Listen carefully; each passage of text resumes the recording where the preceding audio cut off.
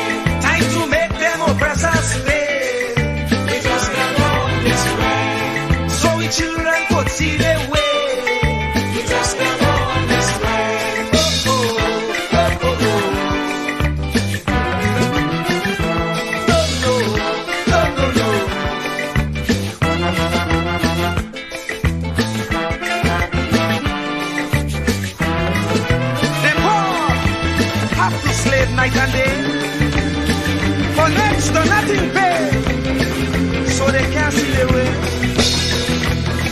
We don't enjoy equal facility, like Pharaoh and company, brainwashing we say we free. We just can't hold this way. We just can't hold this way. Please deliver us today. We just can't hold.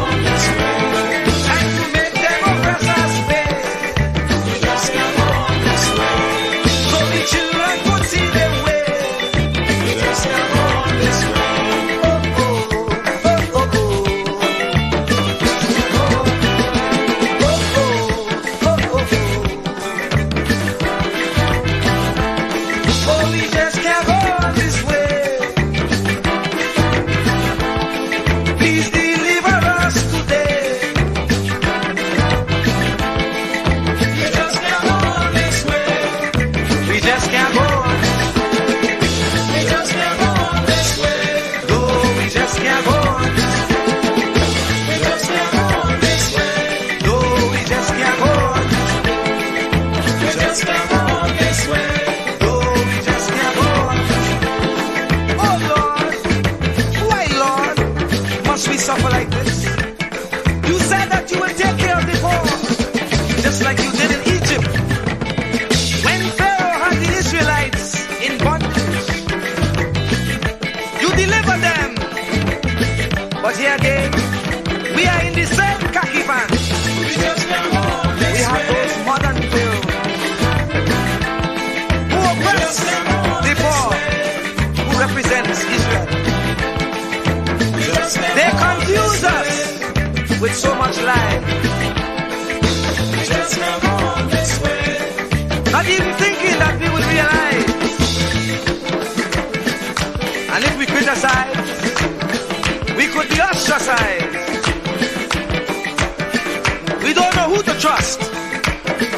That's why I say, Lord, please listen to this prayer that comes from the poor.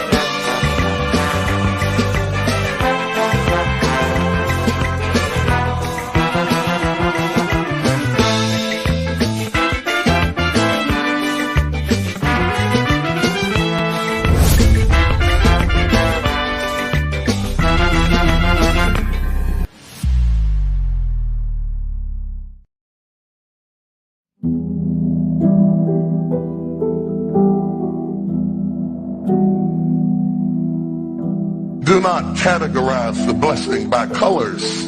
It is not the colors you need to watch. It is the character. Watch out for the character. I'm going to tell you, there are three basic types of people that you will interact with if you are a child of destiny. Can I share this with you? The first group are confidants. Confidants. You will have very few of them. Confidants are those people in your life who love you unconditionally. They are into you. Whether you're up or down, right or wrong, they are into you. They are in for the long haul. If you get in trouble, they get in trouble with you. They'll come see you in the jailhouse. They'll come get you out the crack house. They're confidants. You can open up and share anything with them. You'll never inherit your kingdom until you find your confidant. You can't be David till you find your Jonathan. Having a good confidant is the key that unlocks the kingdom, because you were raised outside the gate and God's going to cause you to reach over the wall. You got to have a confidant behind the wall who can mentor you for what God is going to do next in your life. The problem with most people is that everybody they run around with is under them. And so you are forever feeding people who can't feed you. And after years of feeding them, they begin to drain you. You've got to have somebody who can feed you so you can feed somebody else. Oh, y'all don't hear what I'm saying. Am I talking to anybody in here? You need the confidant then. The confidant is those few people that come along in your life that are for you. They are with you. They are intimately intertwined in your life. They are there to make sure that you reach your destiny. They will confront you. They will get in your face. They will get in your business. They will tell you when you're wrong because they are confidants. If you have 2 or 3 of them in a lifetime, you are a blessed person. Without them, you'll never be who God called you to be. You need to find your confidant. Number 2, the other group are your constituents. They are not into you. They are into what you are for. They are for what you are for. They are your constituents. And as long as you are for what they are for, they will walk with you and work with you and labor with you, but never think that they are for you. They are for what you are for.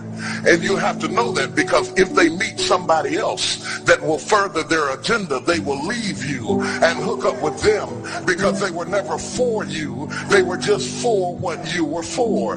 They are your constituents. And throughout your life, if you're not careful, particularly if you're broken, you will mistake your constituents for your confidants. And you will think that they are for you when they are really not for you. They are just for what you are for. And by the time you get to falling in love with them, they will break your heart as they hook up with somebody else who is for what you are for, because it was never about you anyway. It was about the causes that you represent. They are for what you are for, but they are not for you. They are your constituents. Can I go deeper with this? The third group are your comrades. These people are not for you, nor are they for what you are for. It is just that they are against what you are against. And the comrades will make strange bedfellows.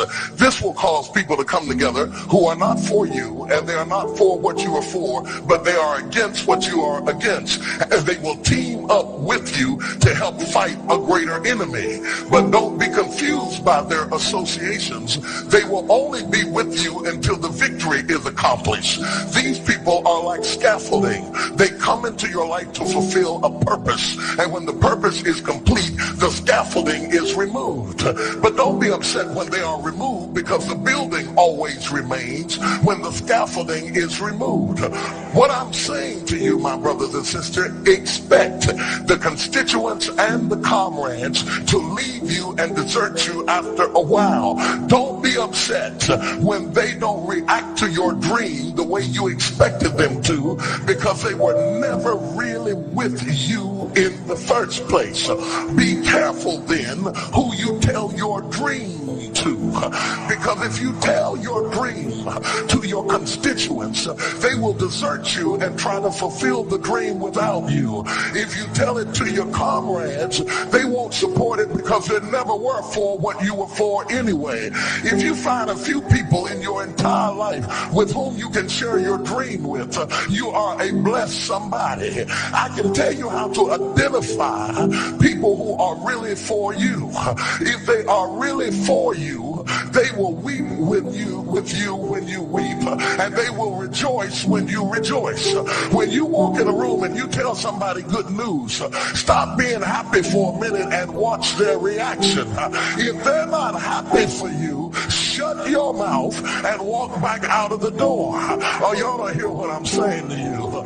Oh yeah, because when they are really connected to you, they will be happy for you when you share your dream. Find somebody, look them in the eye and say, are you happy for me?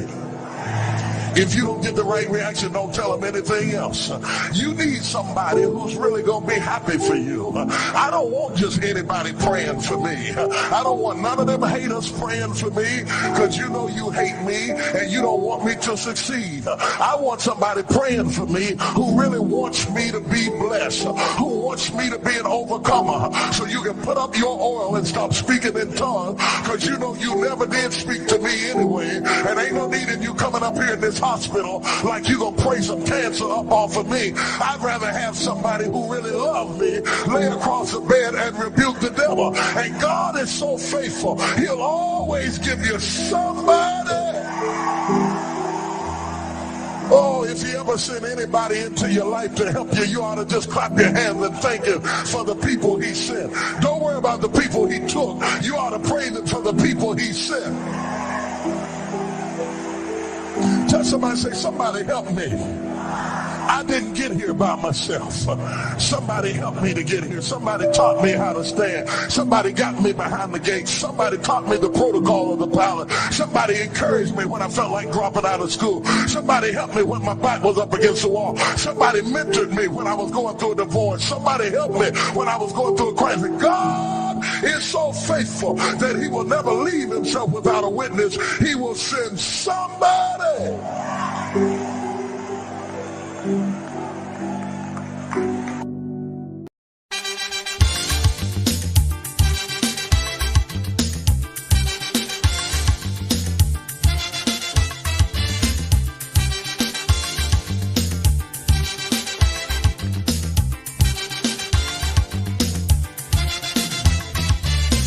You get up one morning, your elders have something. You don't know how they get it, but you want to use it. But if you ask them old people to get the things what they went through, ask them this any day, and your parents sure to say, black man have to keep on jamming, for black man to get a little something. Make up your mind, brother, that you're able to get a pulley and jam with the devil. Why? Black man have to keep on jamming, for black man to get a little something. Make up your mind, brother, that you're ready to swim offshore and hold your boat steady. Black man have to keep on jamming, for black man to get a little something. So when you hear you get a little something with that dragon, now you keep watching, because I don't tell you already. Black man don't get nothing easy.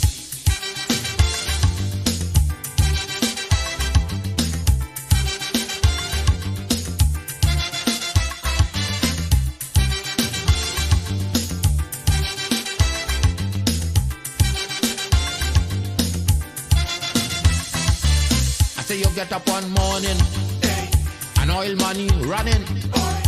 How it come you don't know, so that it care how the thing go.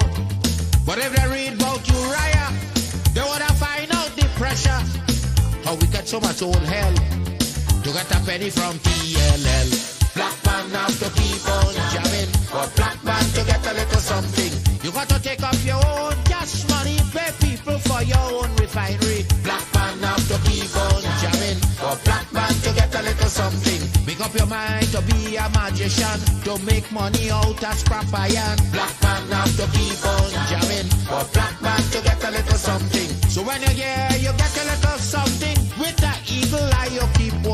because I don't tell you already. Black man don't get nothing easy.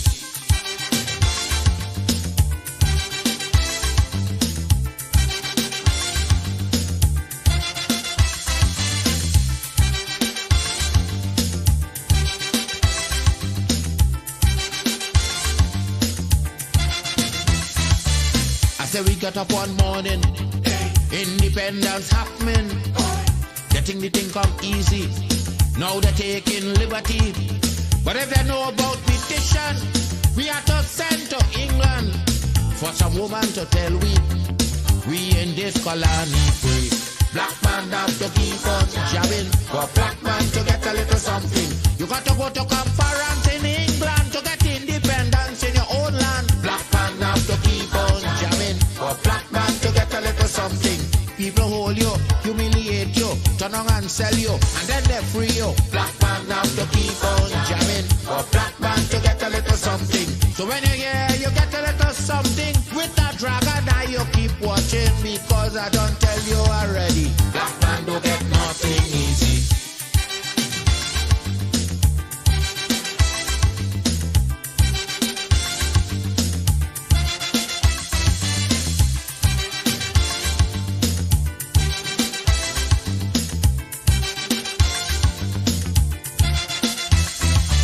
So when a black man gets something, he got to start thinking to get it there easy. He got to practice economy, from getting licks from the slave master to become the land owner. Brother, it's a terrible journey, back with plenty brutality. Black man have to keep on jamming, for black man to get a little something. You got to rise up, you got to stand up, pick up your mind, you will always stay on top. Black man have to keep on jamming, for black man to get a little something. You got to go to conference in England to get independence in your own land. Black man have to keep on jamming, for black man to get a little something. You got to take up your own cash money, pay people for your own refinery. Black man have to keep on jamming, for black man to get a little something. Make up your mind to be a magician, to make money out of scrap iron. Keep me as the apple of thine eye. Hide me under the shadow of thy wing. O Lord, my Savior. It's so hard to deal with personal struggle. So sad when you feel alone in your trouble. It's real hard when you want to talk to a brother. It's so bad because of how some look at you after. So Jesus, cover me while you fix it. Cover me while you fix it. Cover me while you fix it. Jesus, cover me. Cover me while you fix it. Cover me while you fix it. Cover me while you fix it. Jesus, cover me. Cover my head. Satan want me dead. Cover my back from human attack. So Jesus, cover me while you fix it. Cover me while you fix it. Jesus, cover me while you fix it. Jesus, cover me. People see you smile, but don't know the hurt that you're feeling. Even as God's child, at times your heart does be bleeding. Where can you go when you're really looking for healing? Who know how to flow when your soul needs some restoring? So Jesus, cover me while you fix it. Cover me while you fix it. Cover me while you fix it. Jesus, cover me. Cover me while you fix it. Cover me while you fix it. Cover me while you fix it. Jesus, cover me. Cover me home from evils unknown. Cover my feet so I'll never retreat. Oh Lord, cover me while you fix it. Cover me while you fix it. Cover me while you fix it. Jesus, cover me.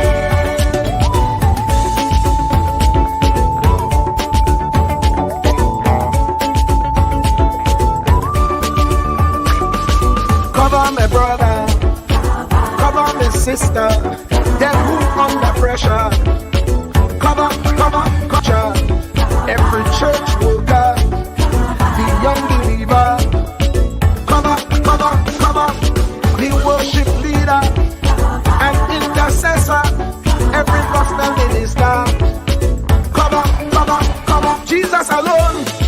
the one who have the real answer. The one on the throne is the true and loving Father. He will hold your hand and keep you from going under.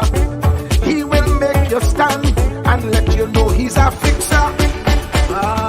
Cover me while you fix it. Cover me while you fix it, Jesus. Cover me while you fix it, Jesus. Cover me.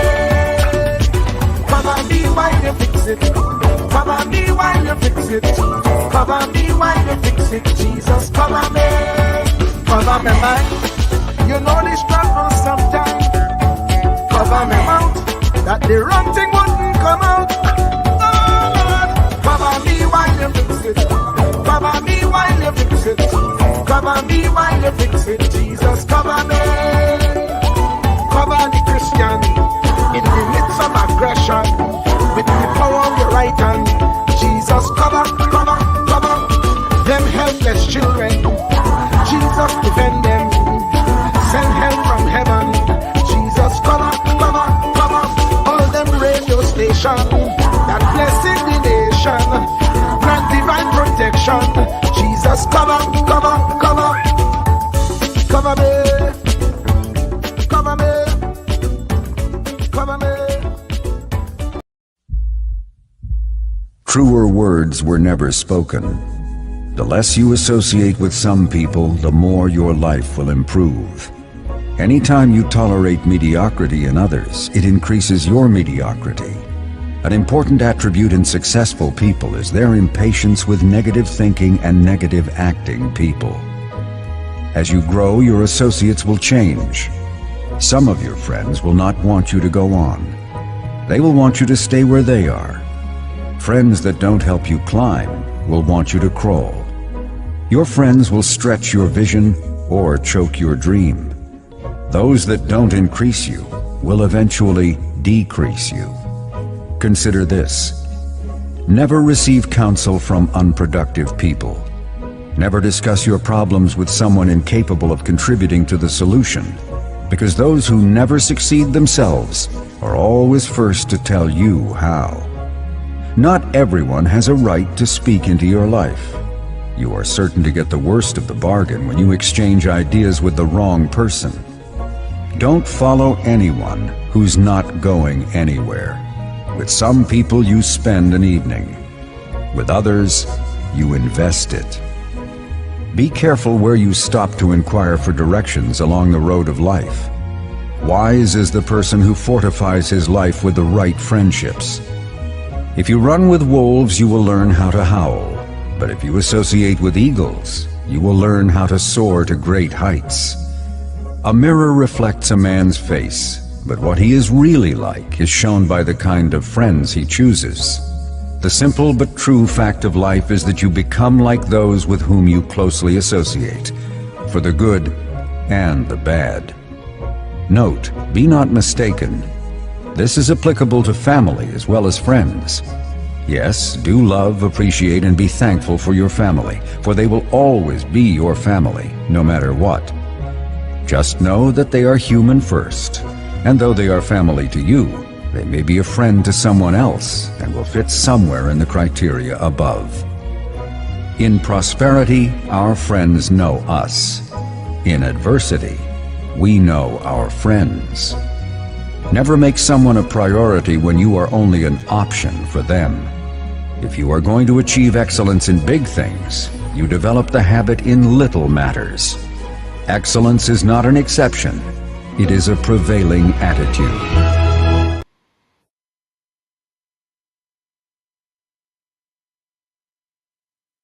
Uh-oh.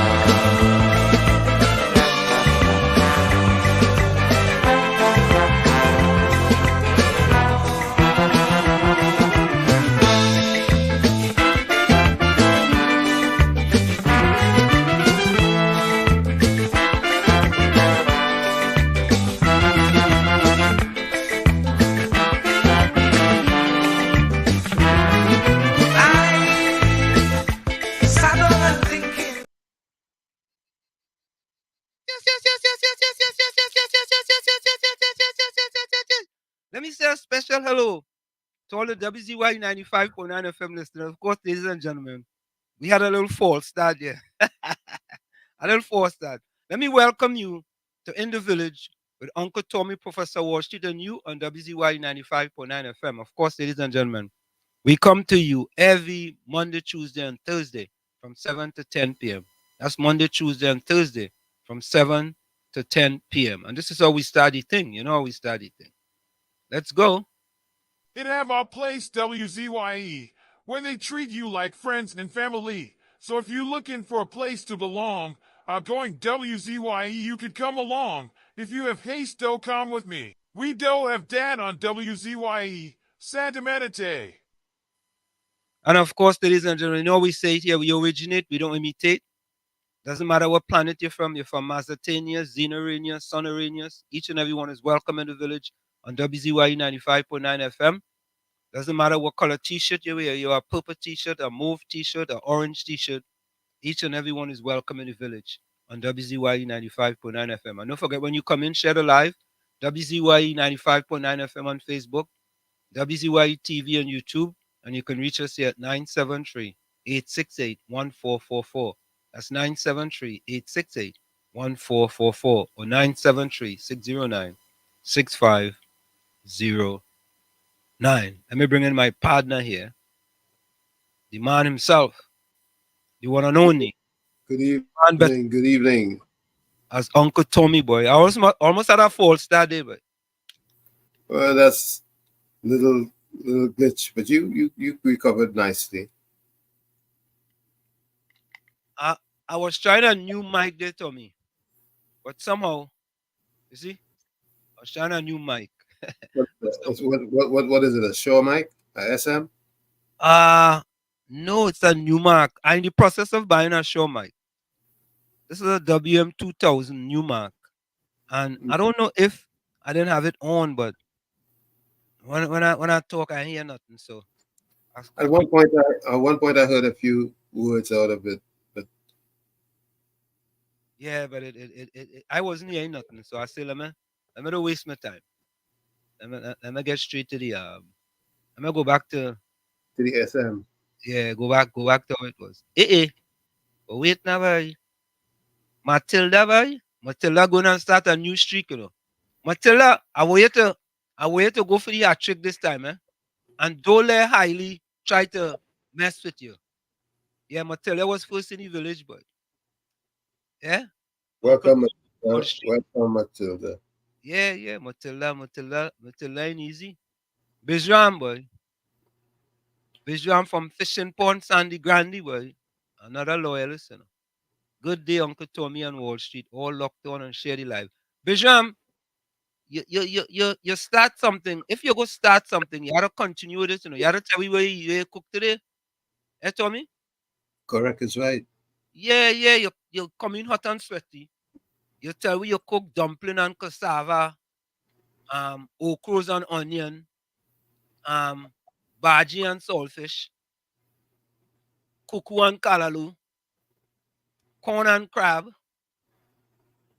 and corn, Mm. dumpling and kalalu, dumpling and corn, and carrot and cavalli with some pigeon peas rice. Yeah? I didn't tell you nothing. Walton, good evening. Good afternoon to you. Good evening, Walton. Welcome to the village. Yeah, Walton said good night, Uncle Tommy's Wall Street. There's a gentleman I'd like you to have a conversation with concerning the politics in Tobago. His name is Junior Breaker Benjamin. I heard him on an interview with Pastor Baines this morning, and he was very impressive, a young man. If you if you wish, you could ask Pastor Baines for his connection. All right, we go do that. We go send Pastor Baines a message. Oh, you see? Bijram now come and tell we.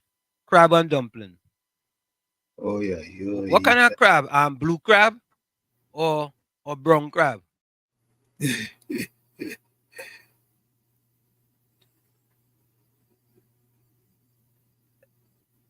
Eh, Tommy? he You has to went out answer. there for a little bit. I say, Bishop has to answer and let us know what kind of crab it Yeah, is he yeah, has. It's a hairy crab. yeah. Because it's a different type of crab, right? You have the hairy crab.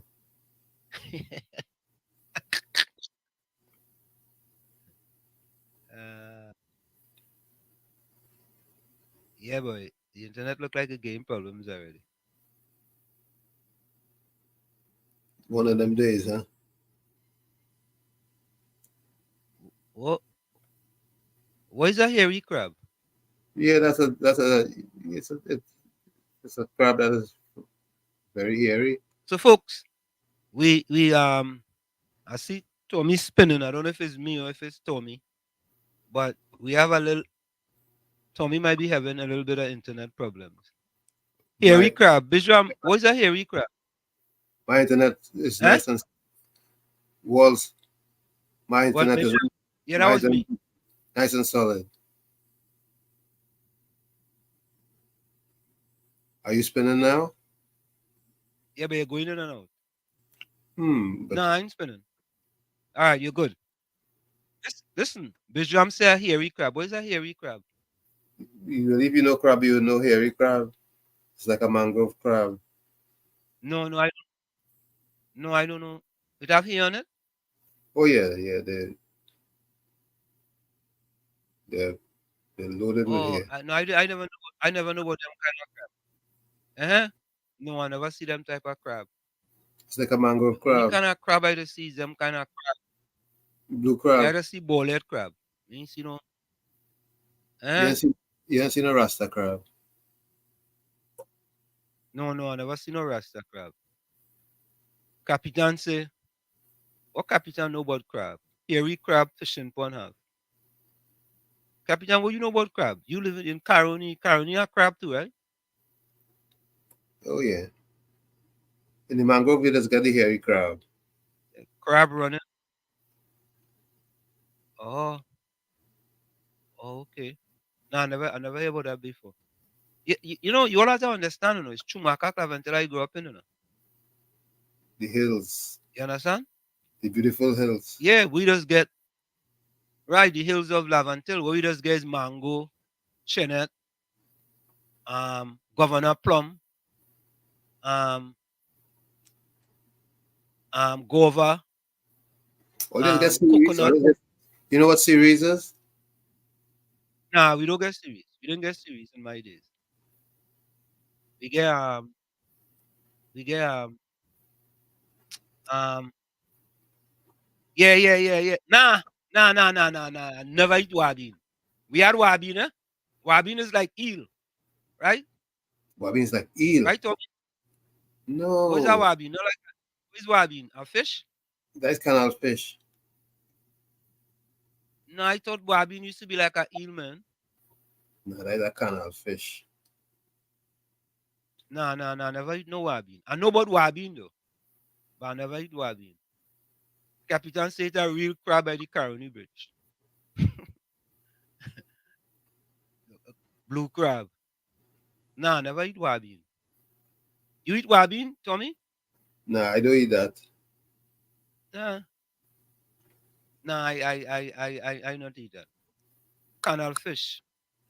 Oh, nah. Listen, eh? Even though I grew up in Chumaka, we used to pick and choose, you know. Nah, we never eat no wabin. Yeah, Darren says, what do you guys think about the government attacking the Auditor General? We go come to that. We come into that. Wabin is like a large goner. Ah, Wait. one, huh? Tilapia. No, I never eat tilapia. Well, that fish, right? Tilapia is a kind of fish, right? Yeah, that's a like a freshwater farm fish. Oh, that not the fish what does eat um semen? Hear me semen. What are you talking about? That not the fish what does eat um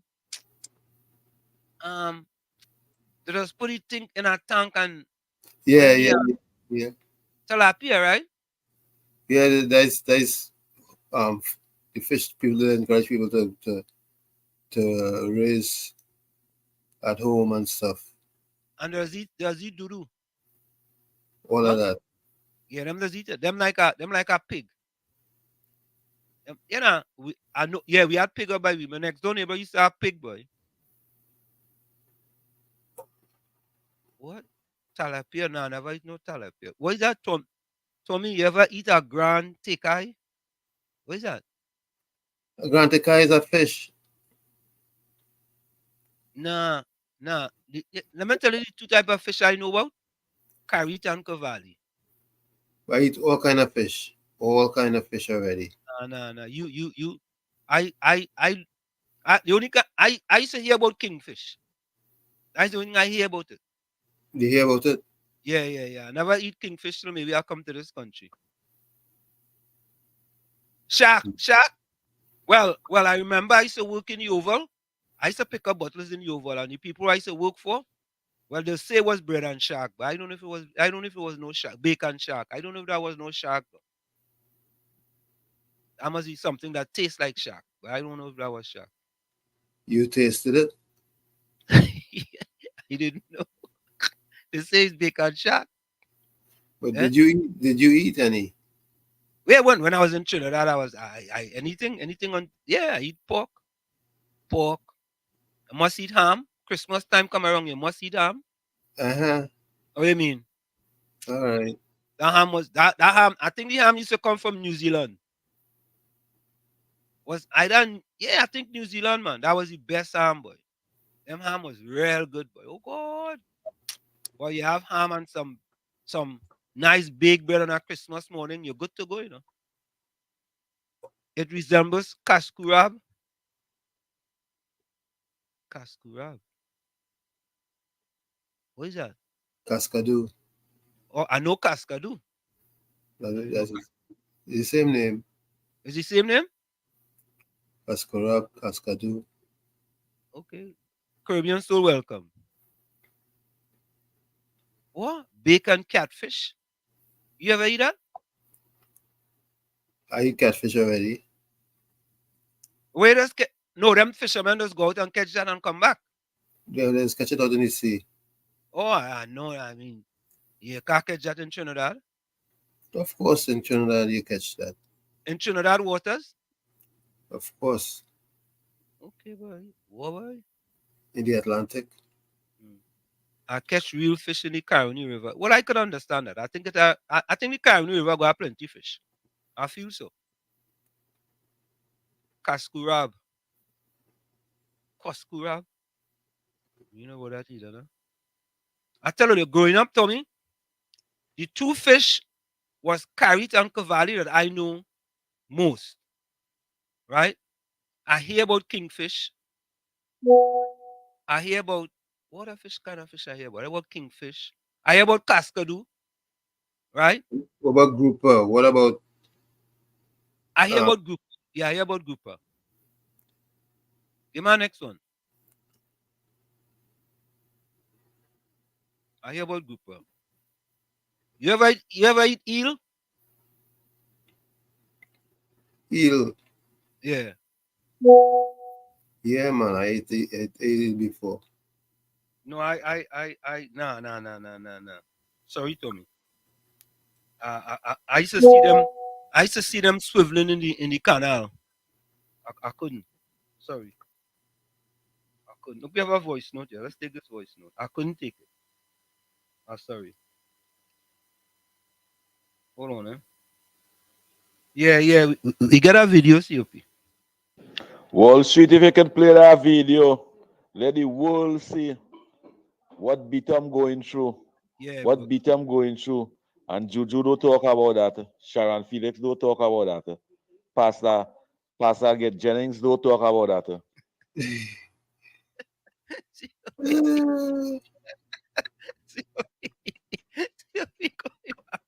Pastor Jennings, COP, the one. Okay, at least say the pastor with the internet search engine name. At least say that. Pastor Jennings, you go play that video just now. Yeah. All right. Yeah. Carrot and cavalry fish is rich people fish walls. You, Captain, you crazy. You have to be crazy. Tommy, that's rich people fish. Medium. It's decent fish. That poor people fish. When you're going in the market, Carrot and Cavalli used to sell out quick. Skipjack. I never hear about that.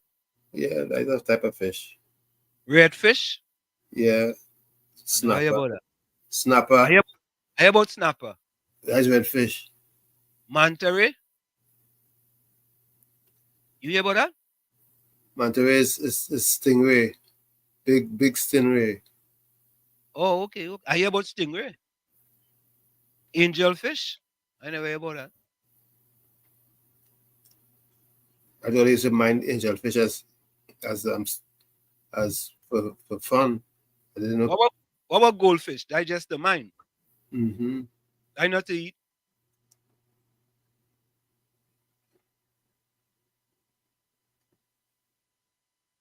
The small fish here carry is $100.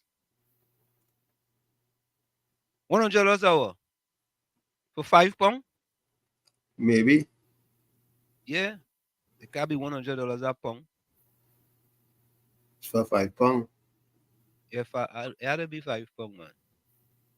But since COP scoop we right, I want to play, and I know Anderson had called earlier. Anderson called back because you see, when we raise issues here, Tommy, about certain things, people that say, "Oh God, they don't like the PNM, they hate Rowley, they don't like Rowley, and this, that, and the other. They don't like you." It's always that you don't like somebody, right? Rather than facing up to the facts of the situation. You want what's right to happen. Correct is right. Let me see. I have to have. Let me see what I did with this video. Hold on, I know I had this video here. Oh, you know what? All right.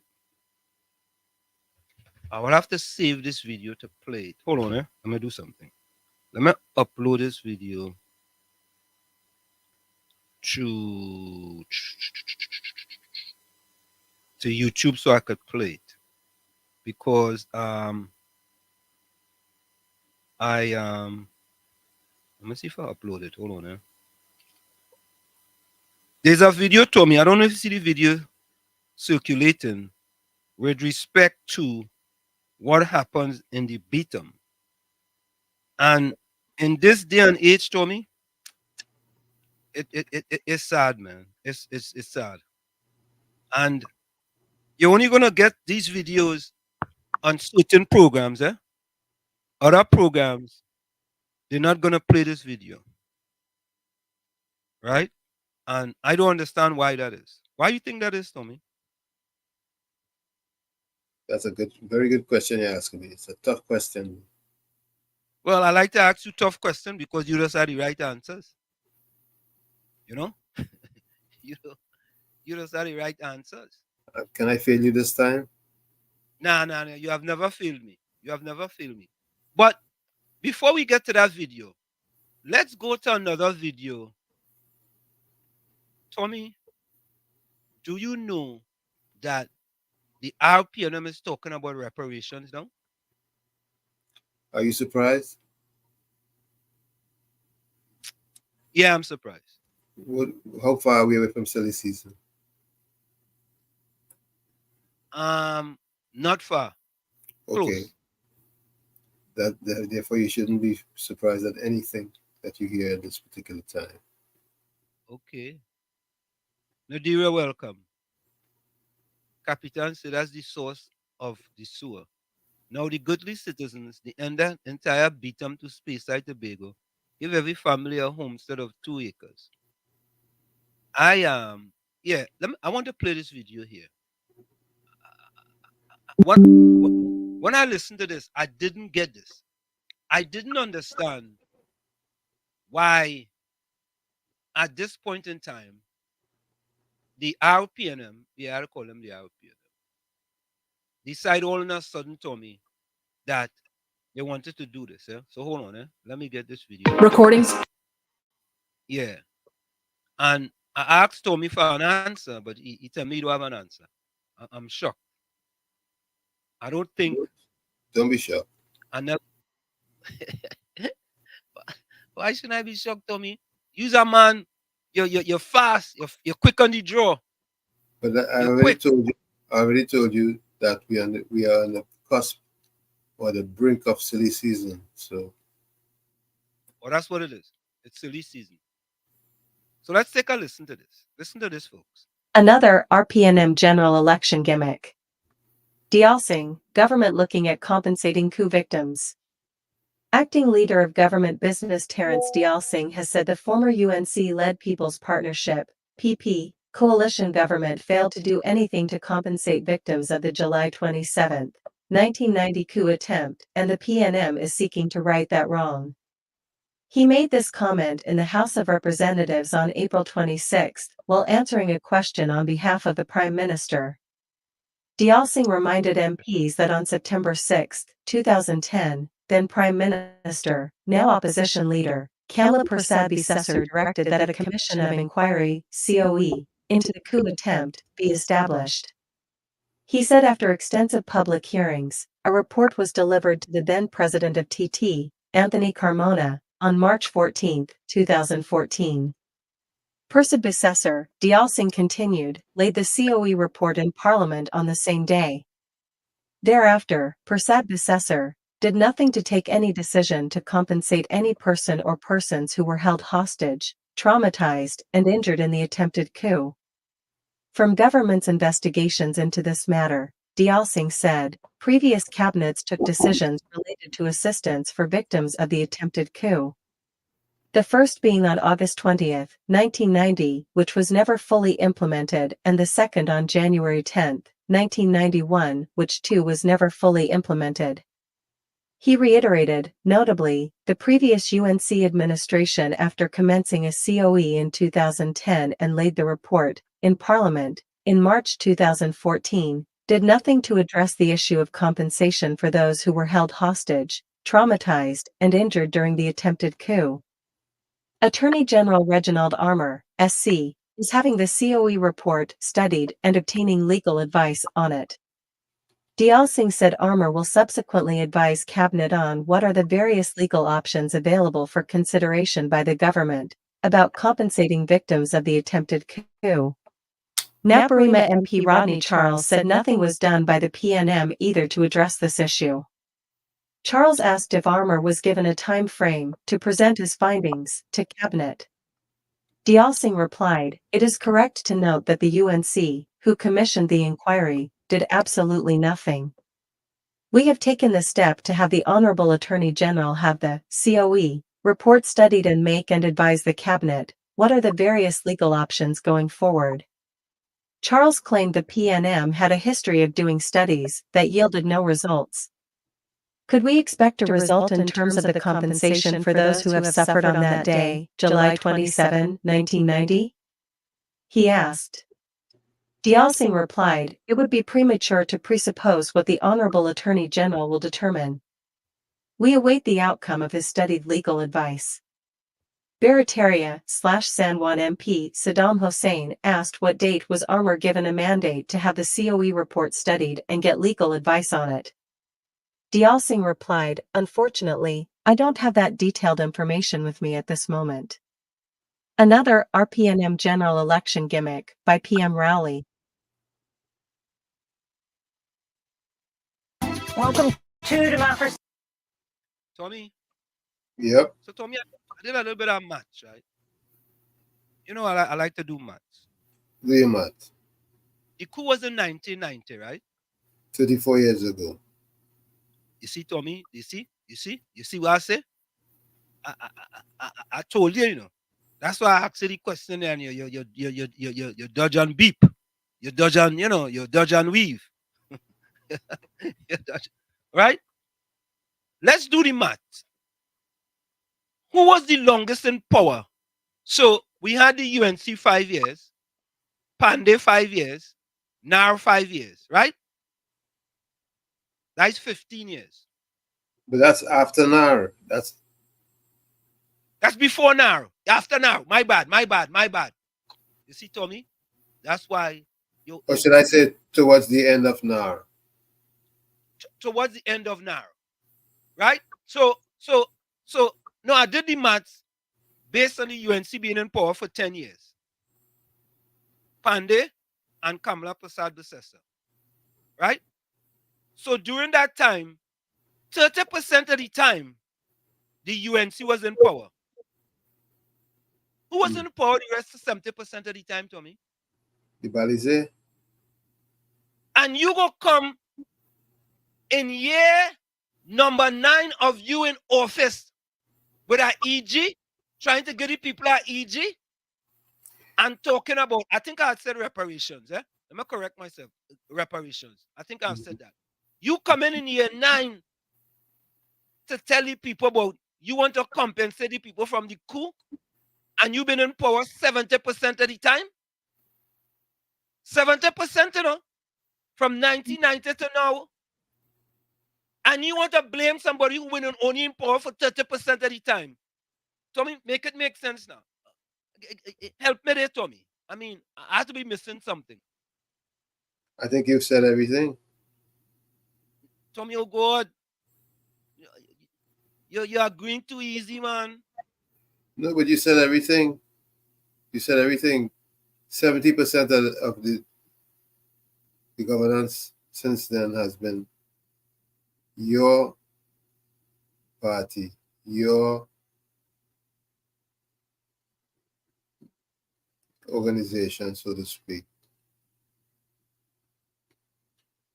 And then you want to come and tell me, boy, really and truly, Tommy, you want to come now and blame Kamala Prasad Bissessa for being in power 5 years.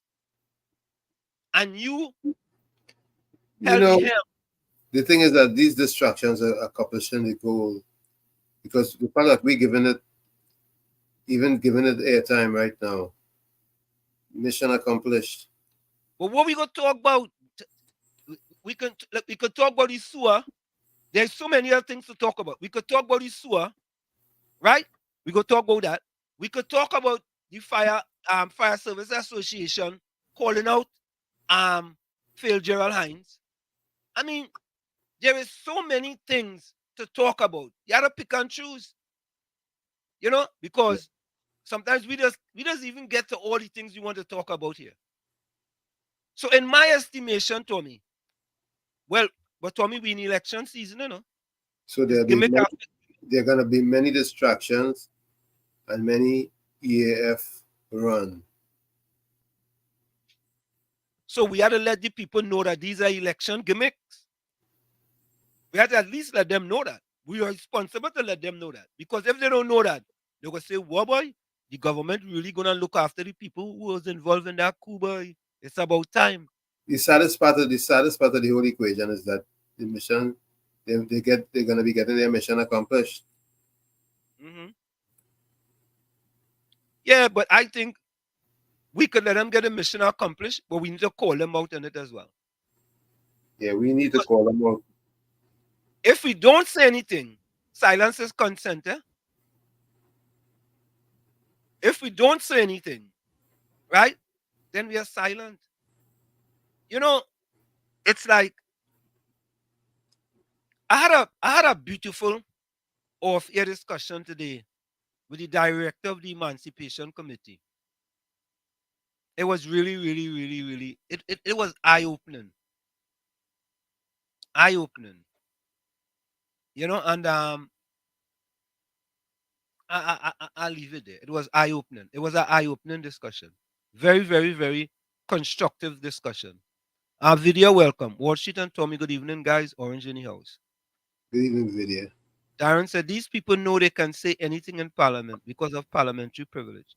But they won't say the same thing out of Parliament because they're sued. They'll be sued for slander. Correct is right. I just listen. When I listen to what Dial Singh said, and I said to myself, I said, but wait now, boy. 1990, boy. We in 2024. And I just do the maths, as we talking, I said 34 years, boy. PNM been in power for most of the time. How could you be in power for 70% of the time and blaming somebody and one individual who was only in party for 15% of the time? Well, it works. Apparently, the scheme works. Well, but to me, I want to disagree a little bit. I think it works if you leave it alone. Because if you don't say anything, right, then people say, well, yeah, they're doing a good thing. For You know example, go ahead. what what is truthful about this is that we are probably going to be the only ones making a mess or making us think about this. And we could wind up being like a tree falling in the forest and nobody's there to hear it, whether it makes a noise. But then, Tommy, I hear you. But in my estimation, right, you are also falling prey to them if you stay silent. Look, highly agreeing with you. You are also falling prey to them because you know what they say? You know what they say? Them people are 9-day wonder, man. We could talk about this today and they go forget about it tomorrow. And Yeah? they're gonna keep coming up with distraction and diversionary tactics over and over and over again. This is, like I said, we are the cusp of silly season, and this is just a test. 1 2 testing 1 2. No, I hear you. I'm trying to do this thing here. I hear you, Tommy. But I think if we treat everything like that, then we basically won't discuss any other distractions. We will let Yeah, them get away with we'd have to things. pick. We'd have to pick and choose which distractions we want to look at and discuss. And I think we do because there's many things we don't even talk about. Because they're gonna be many. They're gonna be fast and they're gonna be furious. And like I said, this is just the beginning. No, I hear you, I hear you, but I think there are some things that are so important because what we're talking about now is an incident that happened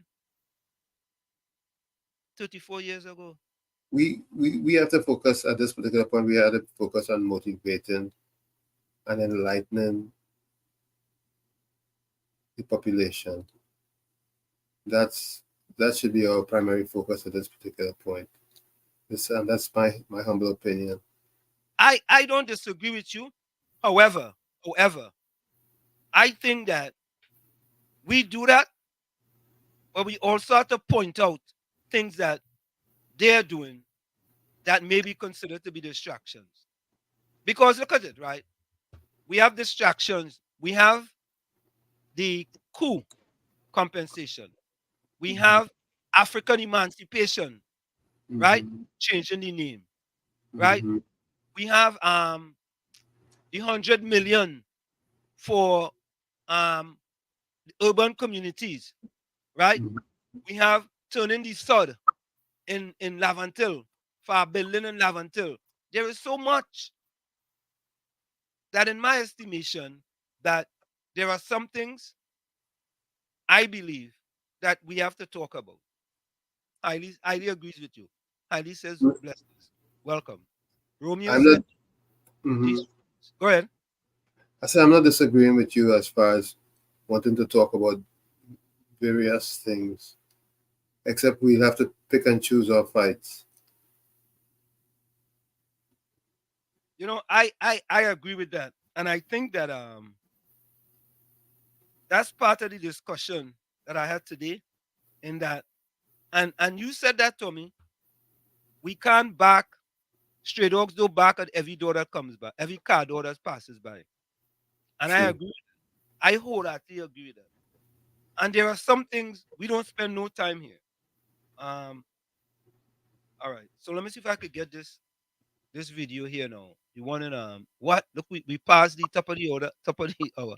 Folks, It's In the Village with Uncle Tommy, Professor Wall Street, and you on WZYE 95.9 FM. Let's go for that quick break. We'll be right back after this. Don't go nowhere. Stick and stay. It's Uncle Tommy, Professor Wall Street, and you on WZYE 95.9 FM. We'll be right back. You're listening to WZYE 95.9 FM. You are listening to WZYE LP 95.9 FM, the most influential name in Caribbean radio in the tri-state area. Broadcasting from East Orange, New Jersey, the most influential name in Caribbean radio, WZYE 95.9 FM. She's going to be singing Plight of My People. Make some noise for Lady Gypsy.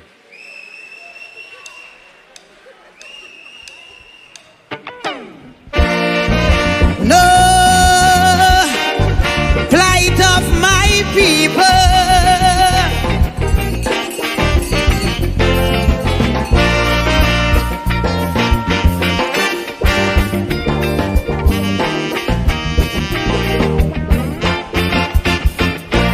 Too much of one thing, good for nothing.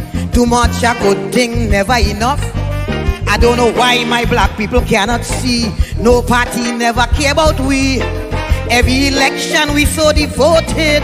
How we love up with PNM. As soon as election come and go, it's only problem after problem.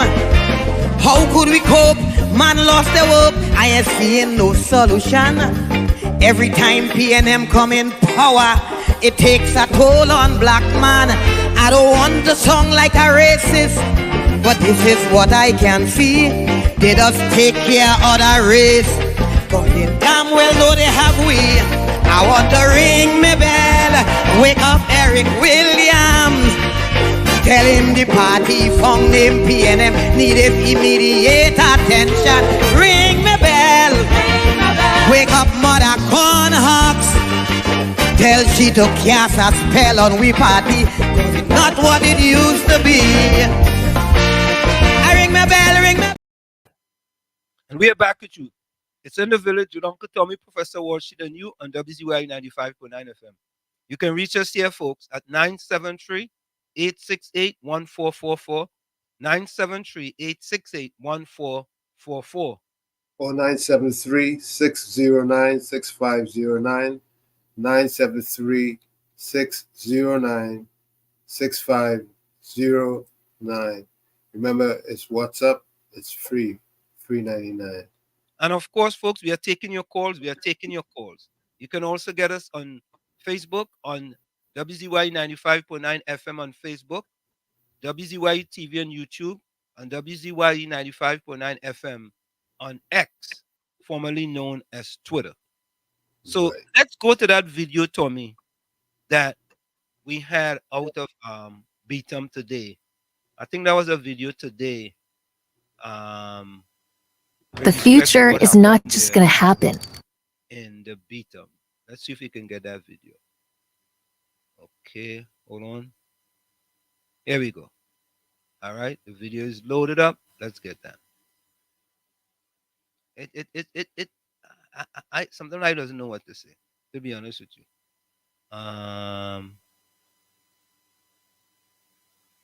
Okay, I don't know if that video is there. Hold on. Okay, I gotta open up this video. Okay, here it is.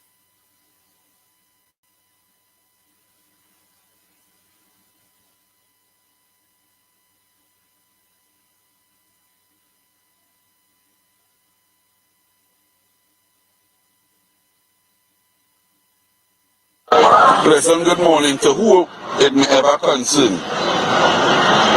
Today the 29th of April, 2024. This is sewer water here.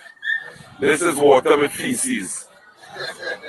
In the residents of the community of Phase 4 really can't take no more. The stench and the raw feces floating, right? Maybe the building is. Right? The building which is the AGC breakdown to do some renovation. This is the spotted on. We need urgent attention with somebody in authority because it have a hole here which is more than 4 feet in depth where the sewer water is coming out. And I keep saying again, children, a building here, the house is here. You need to come out and play the shit water in the place too.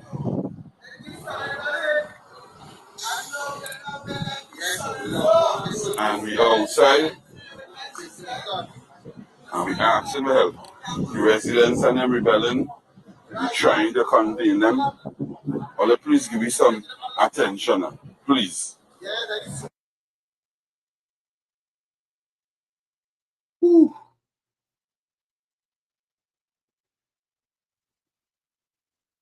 Oh boy. That's 2024.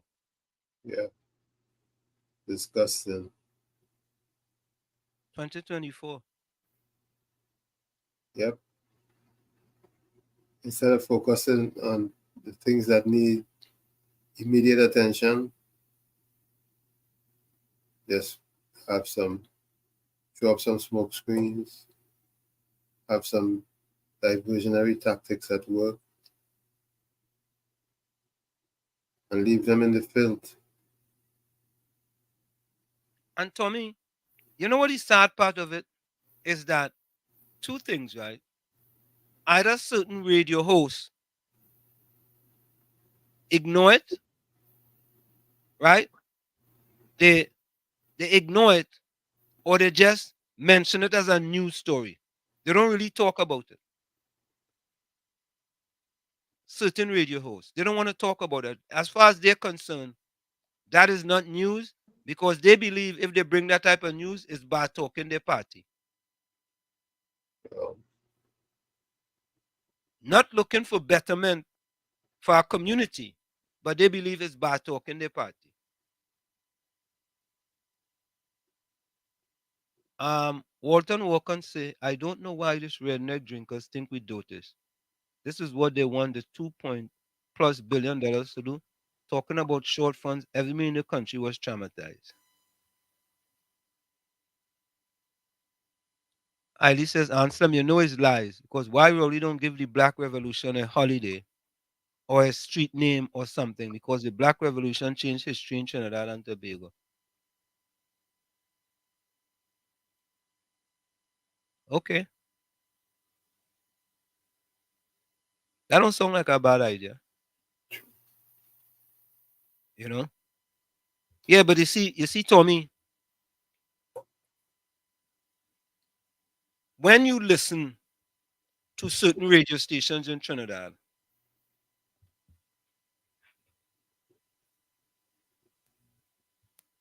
you will believe that certain things are not in the news. Right? So for example, do you believe that what we just saw there is a significant news story? Whether you are PNM or UNC or NTA, doesn't matter what party you support. Don't you think there's a significant news story? That is urgent. That is not just significant, it's critical and it's urgent. It has to be addressed forthwith and should be highlighted to the highest height. But this is not the first time there is a sewer problem there in I fully agree. But whenever it happens, it needs immediate attention. You don't let it get out of hand to where the whole neighborhood is engulfed in sewer. But do they really care? That's the other thing. And another thing too, the residents of the area, they need to be up in arms. That's another thing too. Right? But then again, if they go on march, right? But they're gonna get evicted.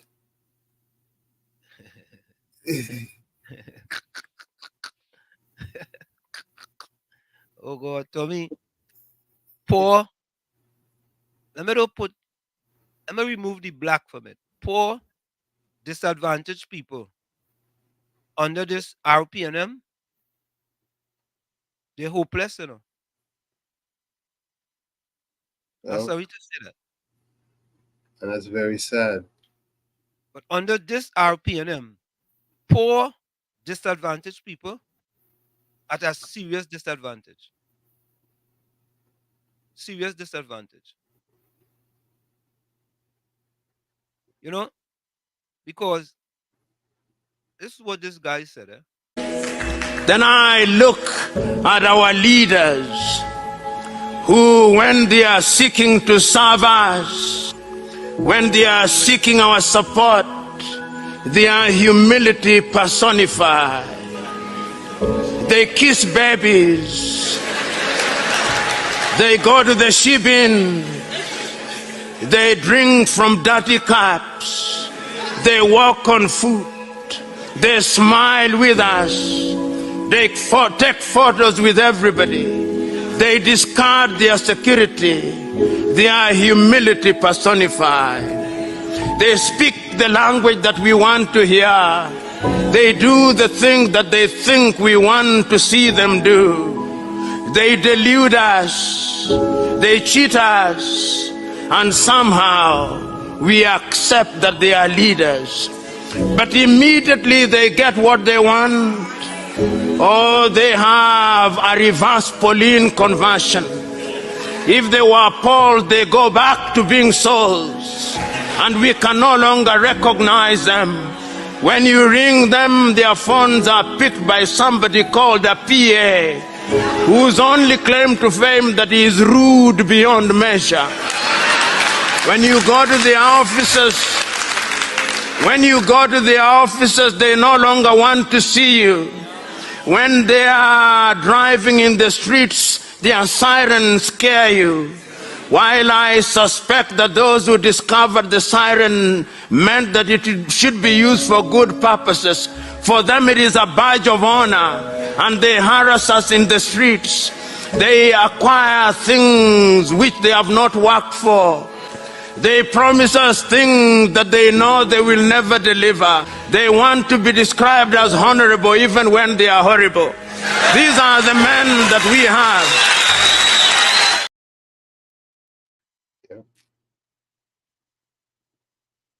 What can you say, man? There it is. Alam says, wicked Google will show it tomorrow, Mr. Wall Street. Alam, of all the people might show it, I want to think he might show it. I want to think he might show it. The pastor with the internet search engine name. But if he show it, he might show it. He might dig deep down into his religious bag and talk about it. I want to think so. You don't think he's gonna be rocking the Arab boat? You don't think he's gonna show it to me?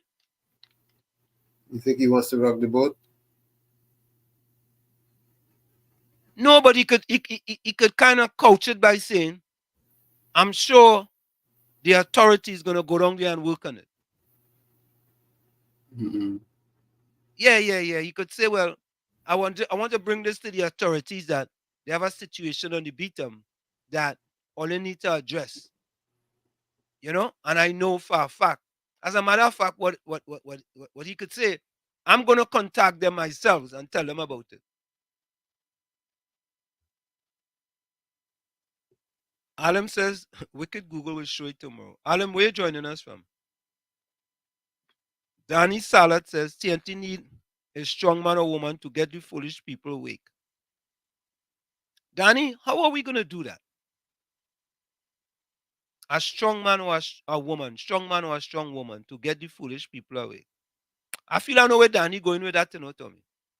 When he say a strong woman, I feel I know. But I want Danny. You know a strong woman? No, I feel I speculating and I'm going into Danny's brain. I figure it. Danny, we're going with this strong woman. Who is this strong woman and who is this strong man? Tell we who is this strong man and who is this strong woman to get the foolish people awake. Let me know. I have a general idea with the strong woman we going. I don't know about the strong man. I don't know. Yeah. But Tommy, I hear a little bacchanal. This is bacchanal, all your bacchanal. Mm-hmm. I hear that there was supposed to be a vote in Parliament, and even though the UNC knew that PNM was going to win the vote anyway, Rushton Parry was there or not there, or he left. You know what? Let me call Rushton Parry, see if he go pick up the phone. There are no Monday night thing today, right? I want to ask him the question. Let me ask him and see.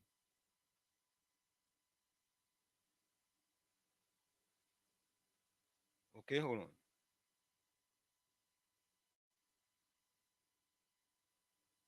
Let me see if he go pick up the phone.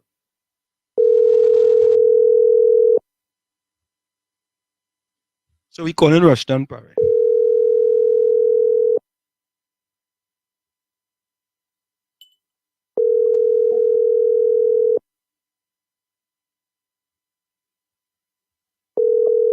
Hey Tommy, Yes. you know something? You know, most of them shows now on 91.9 will be calling politicians and calling people. Yeah. Where did you get that from? I don't know. I don't have a clue. Can anybody tell us? I All don't in have a sudden, yeah, Tommy, you know clue? Listen, so I want to know if the RPNM be answering their calls. All in a sudden, I just hear them calling people like crazy without getting a settlement or settlement. And getting results. Or people that pick up the phone. And but Tommy boy, we really changing the course, you know, boy. We changing things, you know. We have to. We have to. Them never used to call no politician 0-0. Well, what they will do, they used to call PNM politicians. Set it up. Tell them, all right, listen, I'm going to call you. Pick up the phone. Now they're calling Philip Alexander. They're calling this one.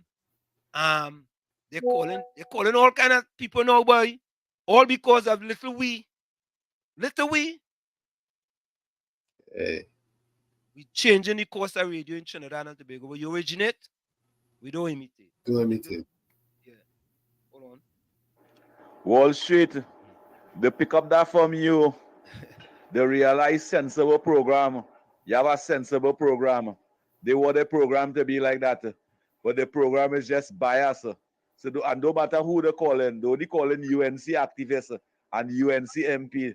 They can't call none of them PNM, MPNM because they call 3 weeks in advance and give them notice. Yeah. Tell me, boy.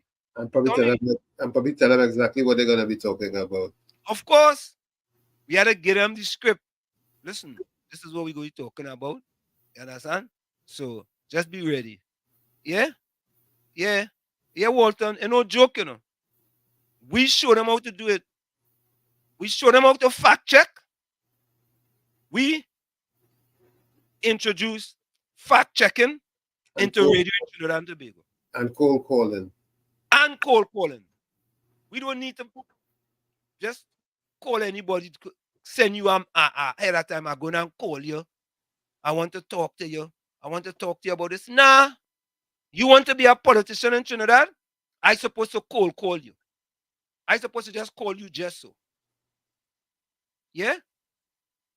And yeah, if you don't pick up the phone, you're not to pick up the phone. Yeah? UNC is a joke. They play the same cards in a different game. Kamala's telling the country that the country broke at the same time. Rowley spent 10 million on a vacation. Mm-hmm. All right. But Hailey, you know something, Hailey? As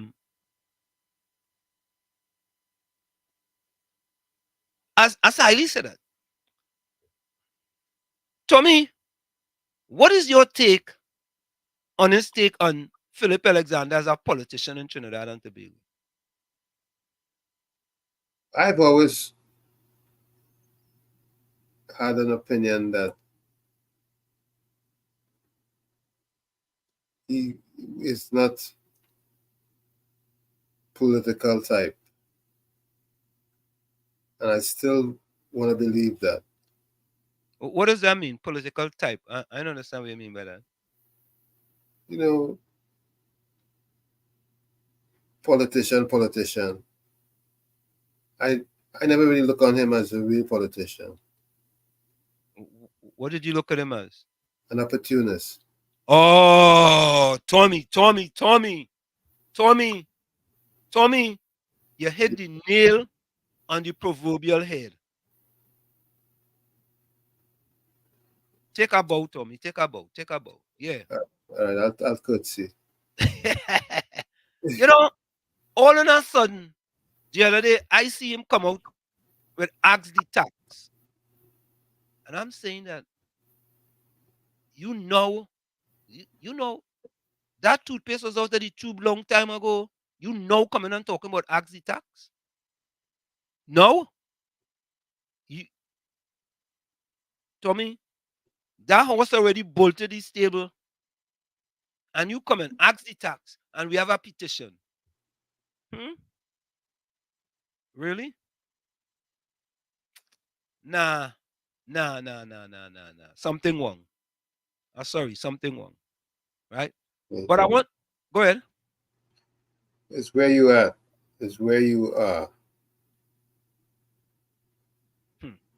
You say, but go ahead and say what you were saying. But I wonder.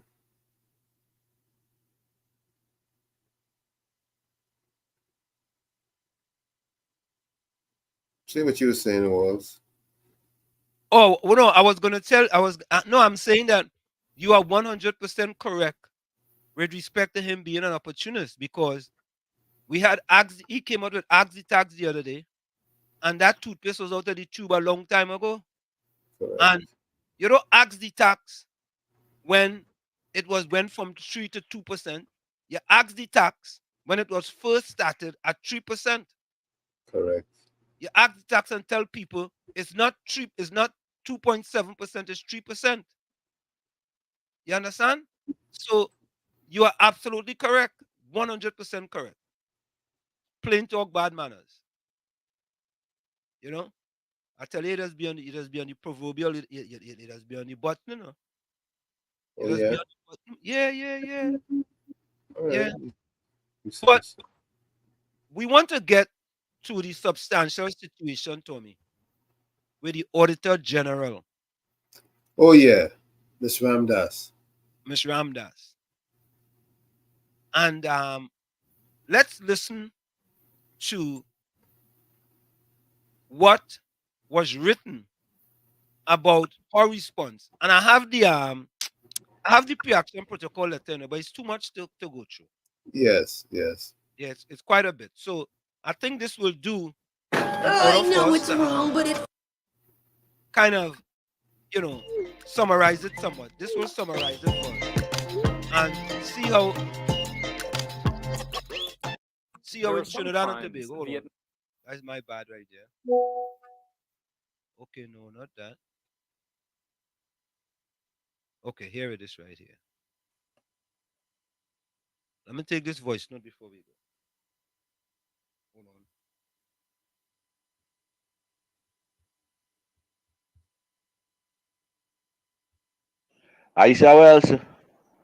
Aisha Welsh, the HGC moving out people from their apartment, single mothers, and the target, single parents.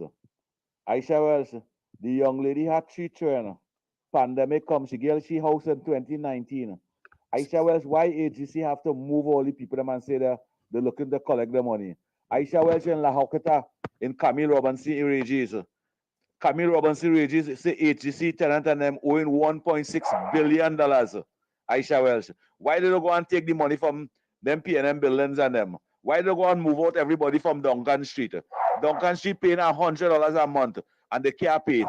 Why did they move out the young lady with them two little children and keeping everybody in Duncan Street? COP. COP, that was for Aisha Wells. Mm-hmm. That's what Aisha Wells talking about. He called the wrong program. Yeah. COP. You know what, Tommy? Let me try something. Let me try this, right? We're gonna Tommy, I tell him we originate, we don't imitate it. Let me call Hot Off the Press and see. They on right now too. Hot Off the Press. And let me see if we could hot off the press. Let me see if I have a number here for them. Let me see, because no, it's hot off the press, not hit off the press. Hot off the press. Couldn't you call it wrong show? Yeah, couldn't she call the wrong show? Let me call and see. Voice call. Folks, we calling Aisha Wells out of the press. Phone busy, boy. We go try and get Aisha Wells. Here we do. We calling Aisha Wells. Aisha Wells on air now, out of the press.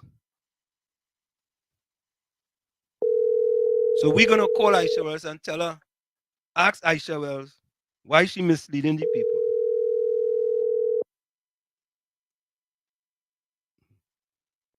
Tommy, so we just originate, boy, we don't imitate.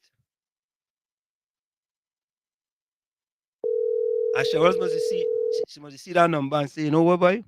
I know who that number is. You know?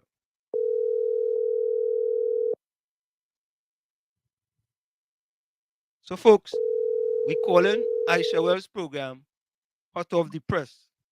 No answer. Let me try back one more time.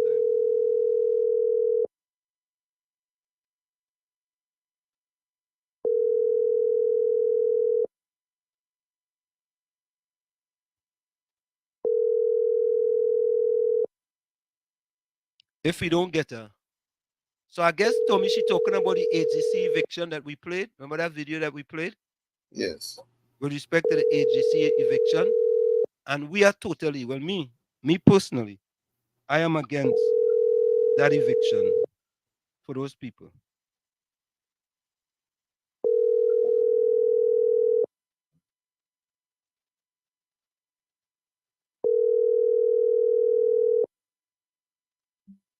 All right. We go try her back a little later. Yeah, we go try her back. Yeah. Highly wants to know what's the purpose of HDC? What's the purpose of HDC? What's the purpose of them? Yeah. Wow. I figure Heidi should know. If anybody should know, Heidi should know. Of course Heidi should know. I don't know. Heidi just I don't know what Heidi. Any folks, let's listen to this, right? Listen to this.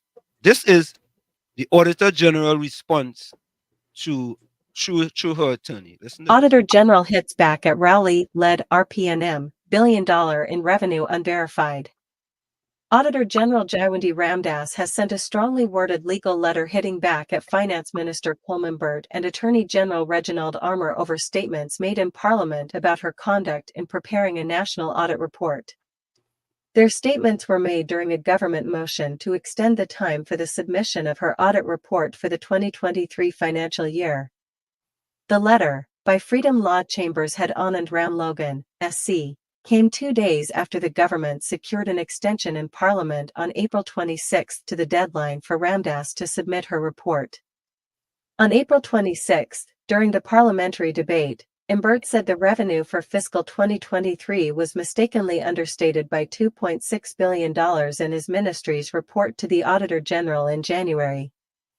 He said the discrepancy was caused by challenges in processing tax refunds with a new electronic system. He said the error was discovered after the January 31st deadline for submissions, and the ministry alerted the Auditor General. He said despite meetings, Ramdas declined to accept updated accounts, but later reversed that decision. However, he said when Ramdas's final report was produced, it was not based on the updated accounts. Imbert said the extension was needed to allow the Auditor General enough time to incorporate the updated data into her report.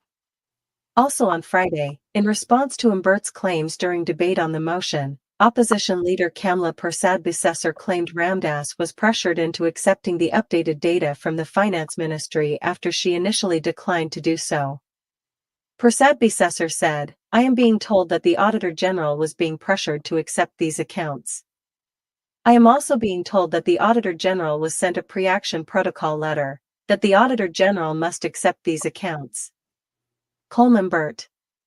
I'm further being told that after the pre-action letter, the Auditor General did consider the supposedly corrected numbers, supposedly, and still, she couldn't find any evidence of this $3 billion in revenue. Attorney General Reginald Armour later confirmed that a pre-action protocol letter was sent to the Auditor General.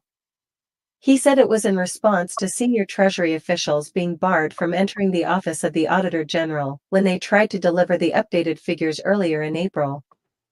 This, he said, was after several other unsuccessful attempts.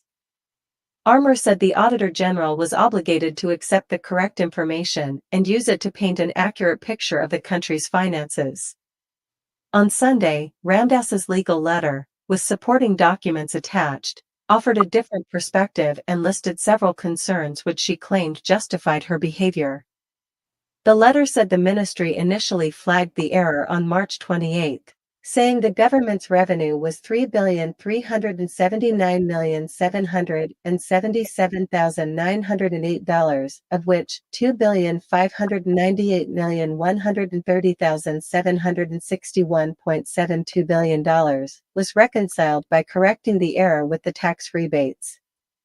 The memo from the ministry admitted that it was unable to account for the difference of $780,499,791.27, but checks were being made. Letters from the Ministry of Finance, MOF, in April lowered the final change of revenue to $2,598,130,761.72. No mention was made of the additional $780 million it was initially unable to account for. The letter also disputed Imbert's claim that the new accounts were not taken into consideration. It said while Ramdas was not obligated to accept the new figures after the deadline had elapsed, she did. However, the ministry was unable to produce the relevant financial records and documentation to back up any of the increased revenue figures, be it the reconciliated $2.6 billion or the initial $3.4 billion mentioned. Furthermore, the letter said when the Auditor General received the updated accounts, it was dated January 31st, meaning she now had both old and new accounts bearing the same date of submission. Kamla Persad-Bissessar. It is clear from this that the MOF simply backdated the original accounts and replaced the old revenue figure with the new one.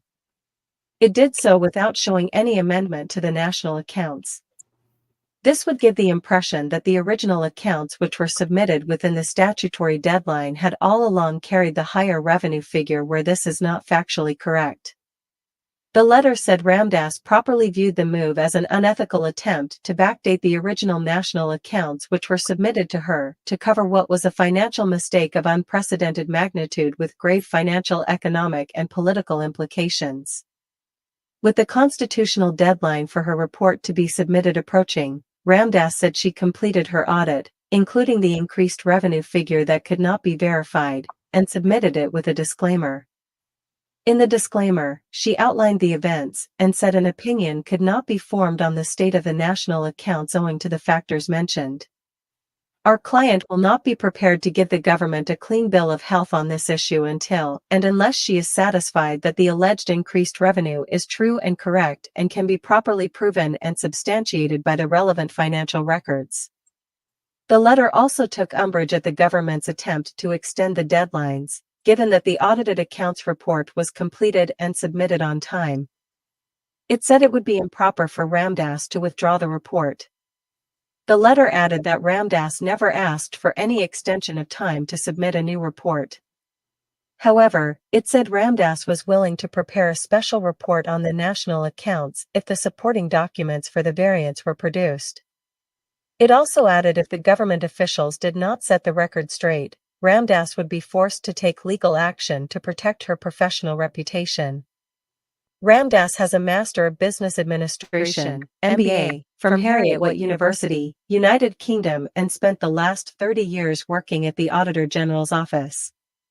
She was appointed to the substantive role on November 15, 2023, by President Christine Kangaloo. Tommy, I don't know what to say, man. Seriously. All I have to say is that Ramdas is a beautiful looking woman.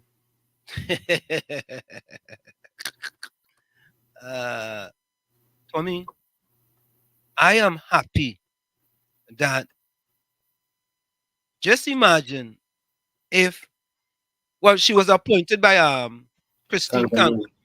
Yeah. Just imagine if the Prime Minister was responsible for appointing her. Think about it. Oui. But the Prime Minister is responsible for appointing Kangaloo. Yeah, but yeah. But I don't know if he will go to her and tell her. You know what I mean? Do something nefarious. So Tommy, 3-point-something billion was reduced to $2.6 billion. Yeah. 780 million disappeared of revenue. In thin air. Well, you being generous, thin air. 780 million of taxpayers' money disappeared in a stroke of a pen. And you want this lady now to add $2.6 billion. So Tommy, think about it, right? If she had just added in the $2.6 billion and agree with them, all right, you don't give me no documentation, I add in the $2.6 billion and go on with it and just leave it like that. Then what? Then what? Anyway, let me digress quickly here. Highly asks a question. What is the purpose of HDC? The Housing Development Corporation in Trinidad and Tobago serves several key purposes. 1, providing quality, affordable housing solutions for eligible first-time homeowners. 2, ensuring the availability of associated community facilities for use of residents. 3, stimulating private sector activities related to home construction. 4, rationalizing and restructuring its mortgage portfolio. And 5, management and maintenance of its housing estates. So highly, there you go. Yeah? Darren, you know, I agree with that. Tommy, couldn't that be misbehavior in public office? I guess it can be looked upon as that. Because you are trying to get a person to change a number without any facts. But I'm glad that the person in question is not a butterball and they stand for something. No, I'm happy too. But what are the consequences for the person's actions who approach her and ask her to change that?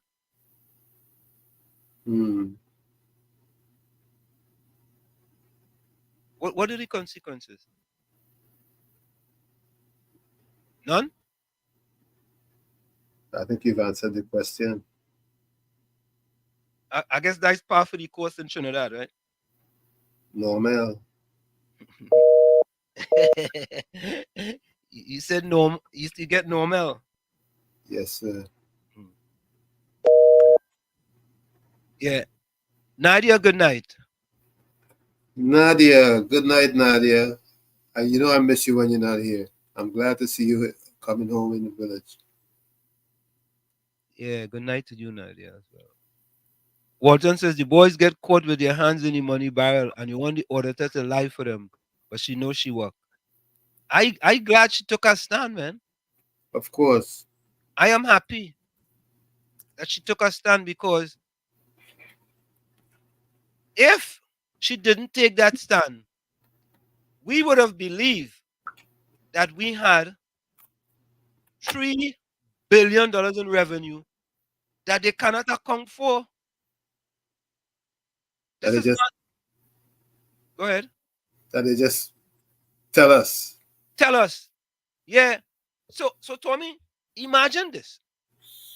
If I could mislead you with respect to $3 billion and kind of to make it look good, I whittle it down to 2.6 billion. What about other things, Tommy? How could we trust you in other things? So what this brings to mind is,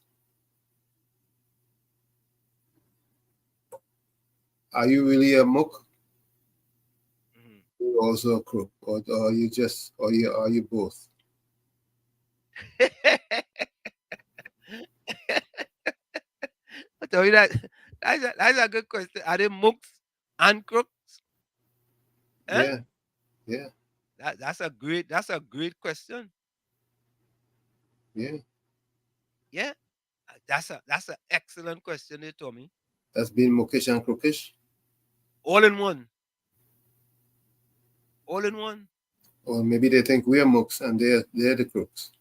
Now, Tommy, that is what you call crookedness. Absolutely. In addition to mookishness. There's no question that something is seriously wrong with that. Correct is right. Something is totally amiss. Totally. Totally. You know, and people just supposed to sit down there and take that. Right? So Eileen says, Ansem, I want you to repeat that for the rest of the week.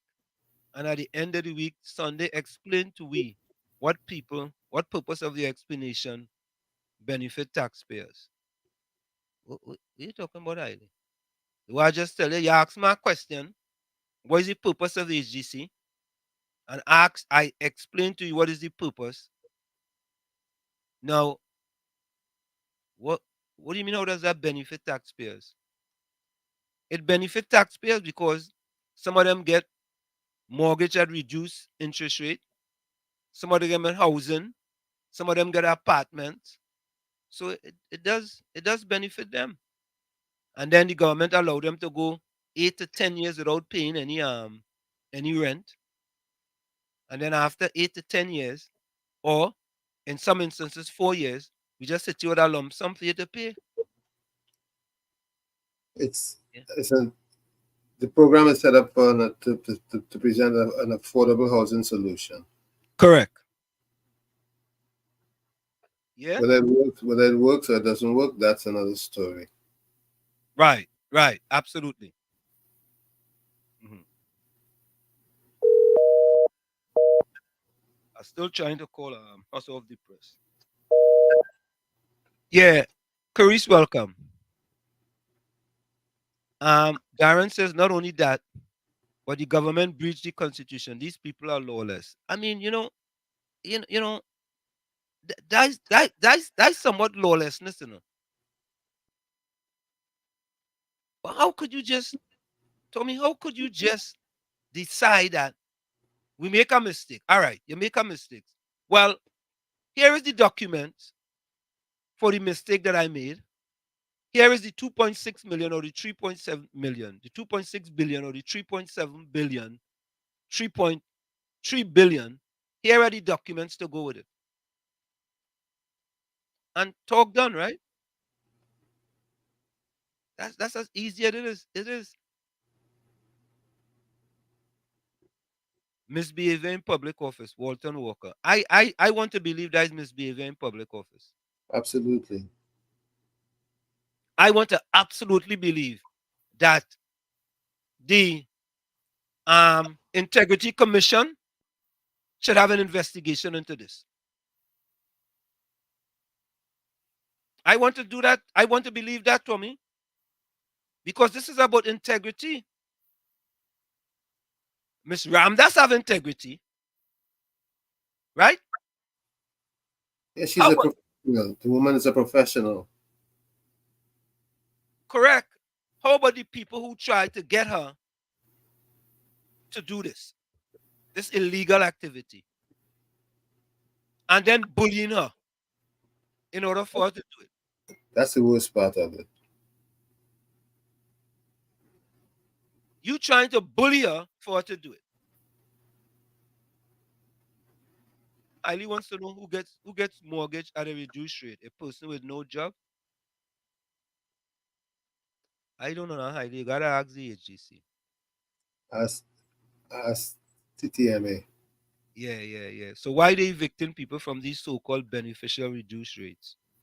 Because they say some of them been paid they rent, Eileen, for years. So they decide to evict them. Darren Retz, Walton Walker, yes, misbehaving plug office and also fraud. The FIU should get involved. Yeah, plenty people should get involved in this. They should want to know who was the one that instructed, right, Mrs. Ramdas, to cook the books. That's what they were trying to do. They were trying to cook the books. Absolutely. Right? Somebody have to have instructed her to make that change.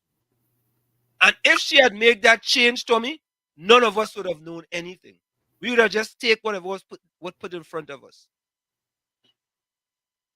Right? So the larger question is, if the government lying with respect to $2.6 billion, what other things are they lying about?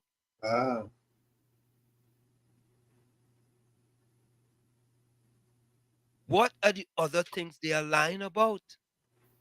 They tell us, what was it? 17 billion came back. The Prime Minister said that. That's what he said. Oh God, what show we the documentation, man. Right. Give me a little documentation. Let's see some evidence. Yeah. Let me see a little bit of evidence. Right? Let me see a little evidence because we ain't seeing no evidence. We only hearing talk. I least say AGC is nothing but a scam. Nah, I don't think AGC is a scam. I think there are some legitimate people who are helped through HDC. What says you, Tommy? I don't think it's a scam. Of course, many are being held, but acts with fraudulent activity and behavior. Yeah, I think there are good that comes out of HGC, and people do apply for houses and they do get houses, but I just think that we can't paint.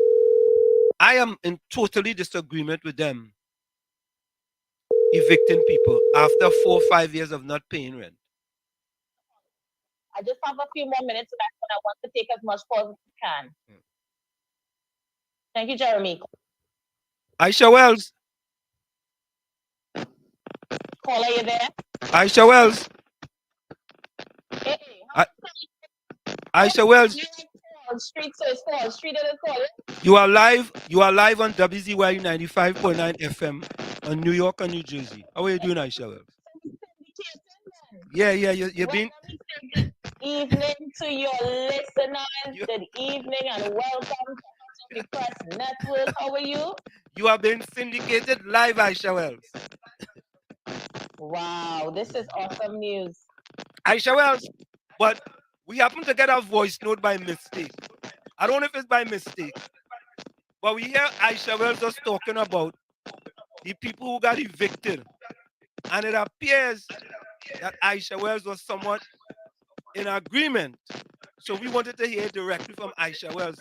What is Aisha Wells' opinion on the people that were evicted? Because we have said at Aisha Wells that we believe that the HGC have no right to evict those people. And the reason why it took them too long for those people. Let me hear why. It took the HGC too long for these individuals not paying rent, and then in the last hour they want to evict them. What happened to the 4, 5, 6, 7, 8 years they didn't pay rent, Aisha Wells? What about that? So, in other words, you are laying this problem solely on the test of the AGC? Correct. 100%.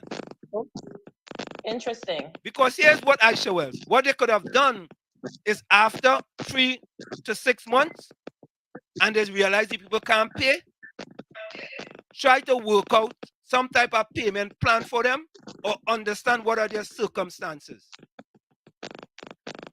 Other than that, it didn't make sense.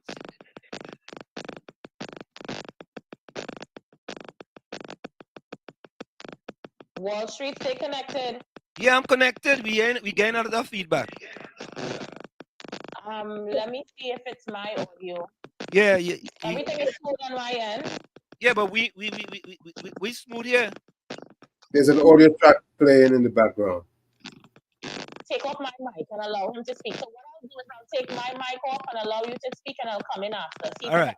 Yeah. Yeah. So what we are saying. So folks, Aisha Wells is live on WZYE 95.9 FM. We are doing a impromptu simulcast. This wasn't planned or anything. We just decided that we were going to call Aisha Wells out of the press because they were talking about HGC. And in our opinion here, we believe that HGC should not have waited so long before they were going to evict these tenants, and they should have found out what is the situation for the tenants before they evict them. That's better, Aisha Wells. Yes, I had a feeling it was the both mics being on at the same time was causing the feedback. However, it's an interesting take that you would have the interesting take you took on the issue and putting it wholly and solely at the hands of the HGC. I'm trying to see how best both of us can use our platform to bring about redress for the people of Beaton Gardens. I'm sending a camera crew down there tomorrow for 10 a.m. to interview the residents, to cover the story, to highlight it, and see how best we can do it without the residents having to come out and to protest. I'll take off my mic and allow you to respond. Aisha Wells, we have done that before, Aisha Wells. There was sewer previously in the Beaton, and it took them months before they could figure it out. Come on, man. If you're going to send a crew down there, Aisha Wells, what are you going to do? What people want is for them to fix the problem. This problem occurring over and over and over and over. You know what? You know what the people at the Beaton saying, Aisha Wells? We fed up at the same thing over and over. That's what they are saying. And they want it to be fixed permanently. What we need to happen is Well, Wall Street, what I'm going to do is next program. Yeah, she gone. I shall have to stay by the Wi-Fi. But Tommy, you see what I'm saying, Tommy? To me,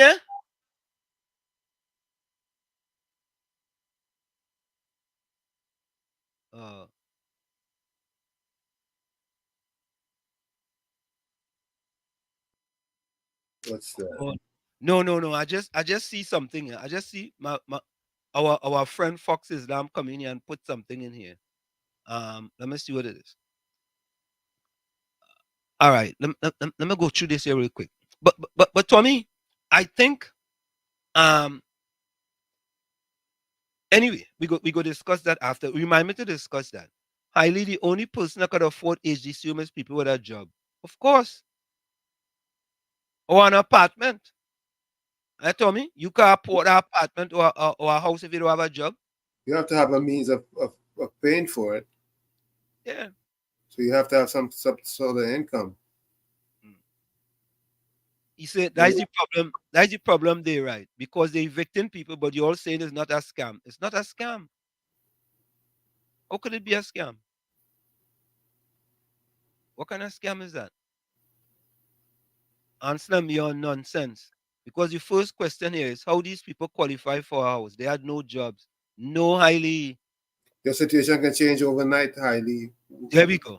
Yes. Change is the only constant in life. Correct is right, Tommy. And if my situation changed, Tommy, wouldn't it be nice that we sit down in our office, a room, and I talk to you about, well, listen, the Right. pandemic came, I lost my job, I don't have a job. How can we work it out? What has to happen is that you have to be responsible enough.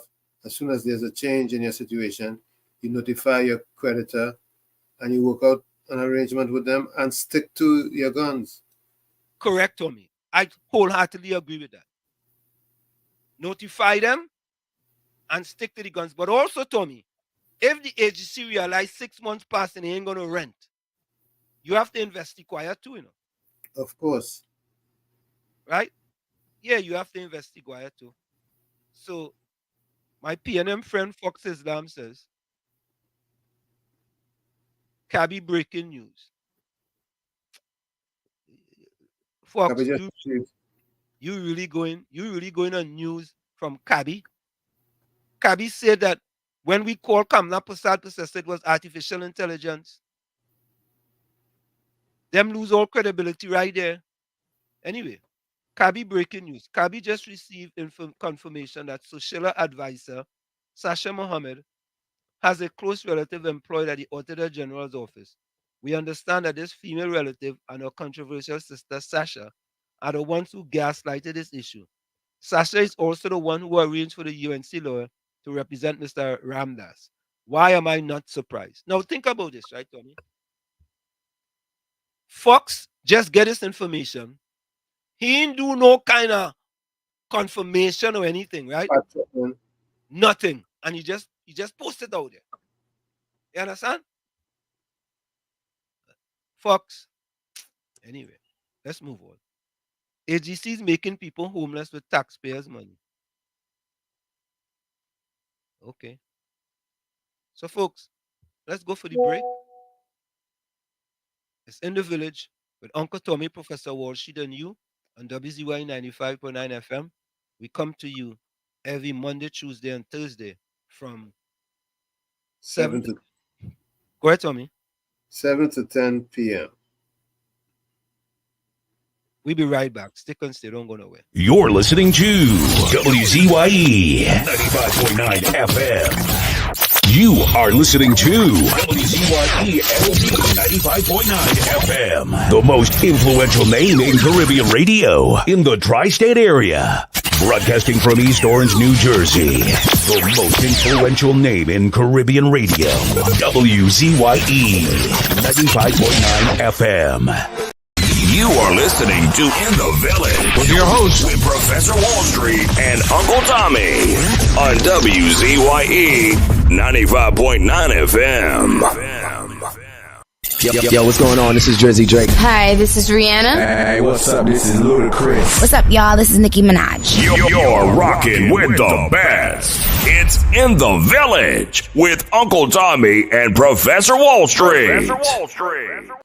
What's up? It's your boy Usher. What's up, y'all? This is Beyonce. It's your boy Chris Brown right here. Playing nothing but the best. It's In the Village with Uncle Tommy and Professor Wall Street. Yo, what's going on? This is Drizzy Drake. Hi, this is Rihanna. Hey, what's up? This is Ludacris. What's up, y'all? This is Nicki Minaj. You're rocking with the best. It's In the Village with Uncle Tommy and Professor Wall Street.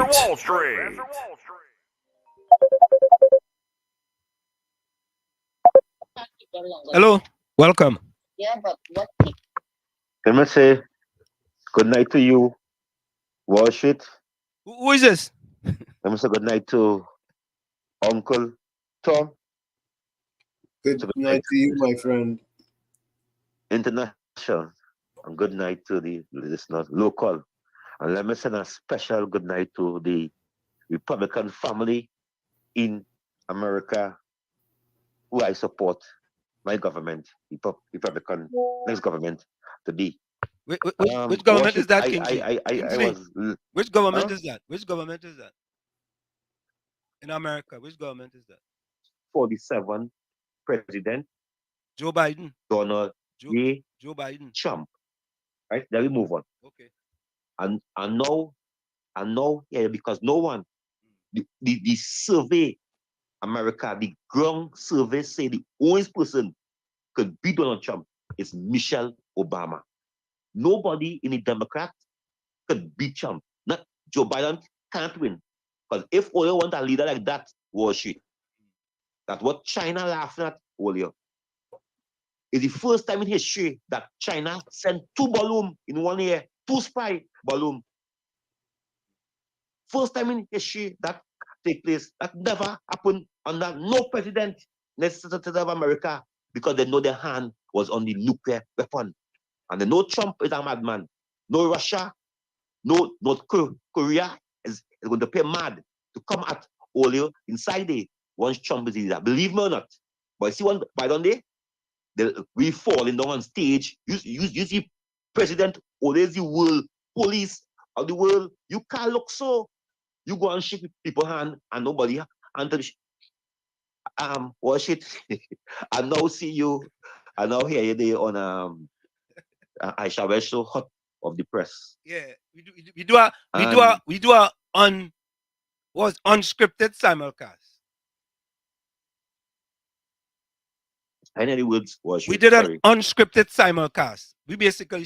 We called her program because you called. Yeah, because we were we did simulcast. Right. I know you was on live on your program. Right, Because I know your program is tonight. Not so? Yeah. She was live on our program and I was live. Tommy and I was live on her program and she was live on our program. Right. Yeah. Are you hearing me? Watch it? Loud and clear. Right. Right. Watch it. I'm saying yes. I heard you. I heard you calling on her program to interview her about the heated, the nasty, I call it TNM2. I call it TNM2. Watch it, as I now say that this is embarrassment for that young boy who did not point as an older man in the big company. It's an embarrassment. It is a disrespect. It's a low blow. And as the program, I know Coleman Aisha's program as slave catcher, because that we become. That way he become. He might have intention to do good before. But when you go in that circle there, and you know what shit, I always remember this. A politician, I heard the politician say it, I never forget that. A politician under the PNM say that she, if she had to serve she God, she had to come out of politics. Because war shit, sometimes your colleague hand in the cookie jar. Sometimes your colleague hand in the panty jar. And you, as a churchman, going to church, have to stand up and defend that. That I told the party line and told what the politics made of. Let me tell you this, war shit. And I hope COP and them lock on now. And Tommy here too. Uncle Tommy here too. Huh? He knows. Okay, go ahead. And Uncle Tom. Yeah, and Uncle Tom there. I said good night to Uncle Tom. Come in and let me say good night again if you didn't hear me. So yes, I did hear you. Uncle Tom. I did hear you, King man.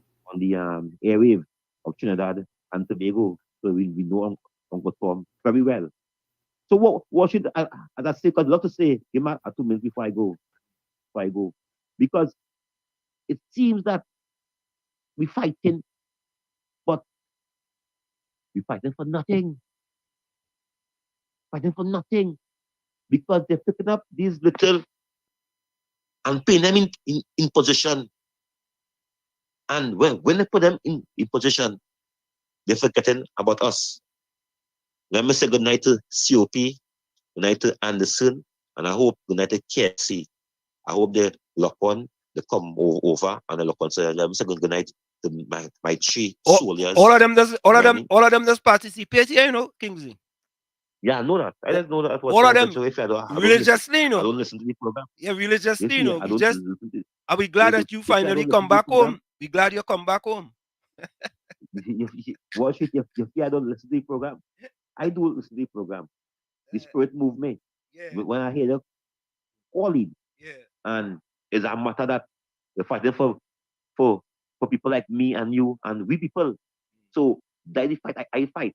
Not even fight for UNC or PNM, but our people need help right now.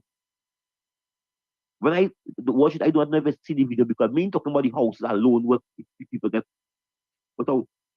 You understand me? I think that community, the government should be paying the 60% of that rent for the people of the Bitam because they never when 1985 I think, if I'm not mistaken, and the chief seat was stand up and I always tell them that is Lavender East and Lavender West and Manning seat. I think it's and Manning seat. San Fernando East. South went over San my Fernando area where East. I from here, Fullerton South here. But these chief seats never leave the PNM. And to see Wall Street and for me what's going on today in Ibitam, that is grace to the young man that they appoint as the older man. Watch it. I don't know if on that any question. I know you never for a while on the program. Any no, but business, any what he yeah, but Kingsley, let me say this, right? I find that when your girl program, I find she kind of leading kind of RPNM-ish. Who's that? Your girl out of the press. She Aisha. What name is Aisha West? I'm calling for Aisha West. I ain't calling no name. I kind of, she kind of. You're making a back of that, but you're making a back of that, but you pay myself with powder. Yo, she kind of leading RPNM-ish. Sort of, you know what I mean? But no, because listen, you evicting single people. Aisha. You evicting single mothers. Uncle Tom, one was Aisha West is a PNM. Aisha was born a PNM, and Aisha was going to die a PNM. Was it you born a PNM, and right now you fighting to die a PNM? No, absolutely not. No, let me correct you. I'm not fighting to die anything. I'm not fighting to die no PNM. Right now, as far as I am concerned, I've said this, Kingsley. The RPNM, right? They need to go. You give your life, you half of your life on the airwave power 1 or 2 Gladiator time, Bala George Ovis time, Morgan Joe time, and other time for the PNM, use a household name. No, I don't disagree with that. But Kingsley, I do not agree with the policies of the RPNM and RPNM. I don't, and I have been fighting against that for the longest while. Wall Street, excuse me. That instead that you're not a PNM, you still a PNM. You not agree with the policy. No. But you can't tell me what I am. Right? Right now, I like Tommy. I's are independent. I like Tommy. I's are independent.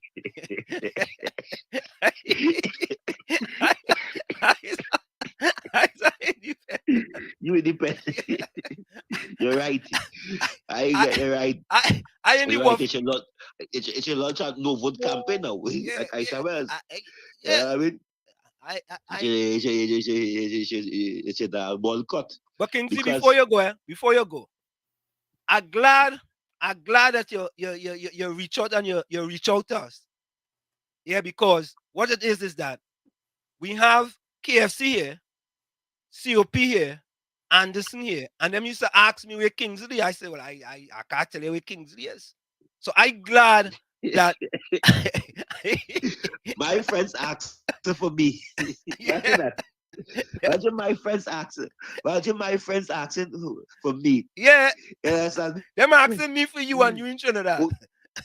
They really say only your friends could do it, and my friend was really doing me on this program. No, they ain't doing you nothing. Just as asking you. Yeah, Kingsley. Yeah, but watch it. As I leave, watch it, and Uncle Thomas, as I leave, yes, I want this country, after all, still have hope. And people might say what they want, And what I believe when I hear the word and I understand the words. And watch it is a word what I carry dearly in my heart. And I really believe it. Watch it. What the founding father, because watch it, I respect him. People might talk bad about him. I respect the founding father because he talked to the youths and them. When the youths, he talked to the youths and them. The words that the founding father say, there is no mother Africa. There is no mother India. Oh my gosh. Don't cry, don't cry, don't cry. Oh don't my cry, gosh. Don't cry, Kingsley. But there's mother Trinidad and Tobago. I believe in that words. I respect what my ancestors do for me. I salute them. I bow to them. What them make the way for me to be living in this world and in this great country what I born. So I believe in that. And I believe that if a person living in America and there's other African or Indian or Spanish or whoever, there's Mother America.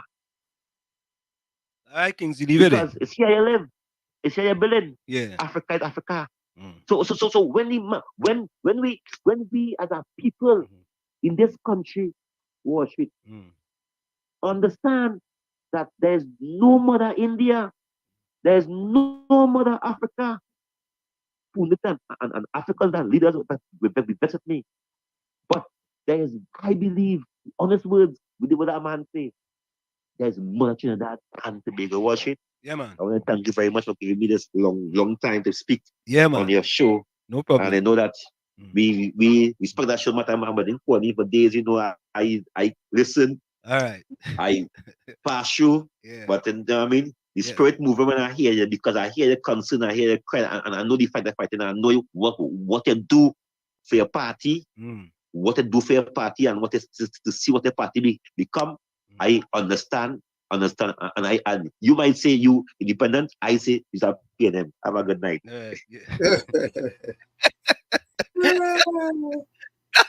Tommy, Tommy, let me say welcome back to Kingsley. You know, Tommy's funny, eh? You know, Tommy, you say you are independent, right? Yes. Nobody question you whether you say is independent. But if I say I'm independent, all of a sudden I'm being questioned about being an independent. Well, you have confessed to being a PNM 99 times. I confess to that.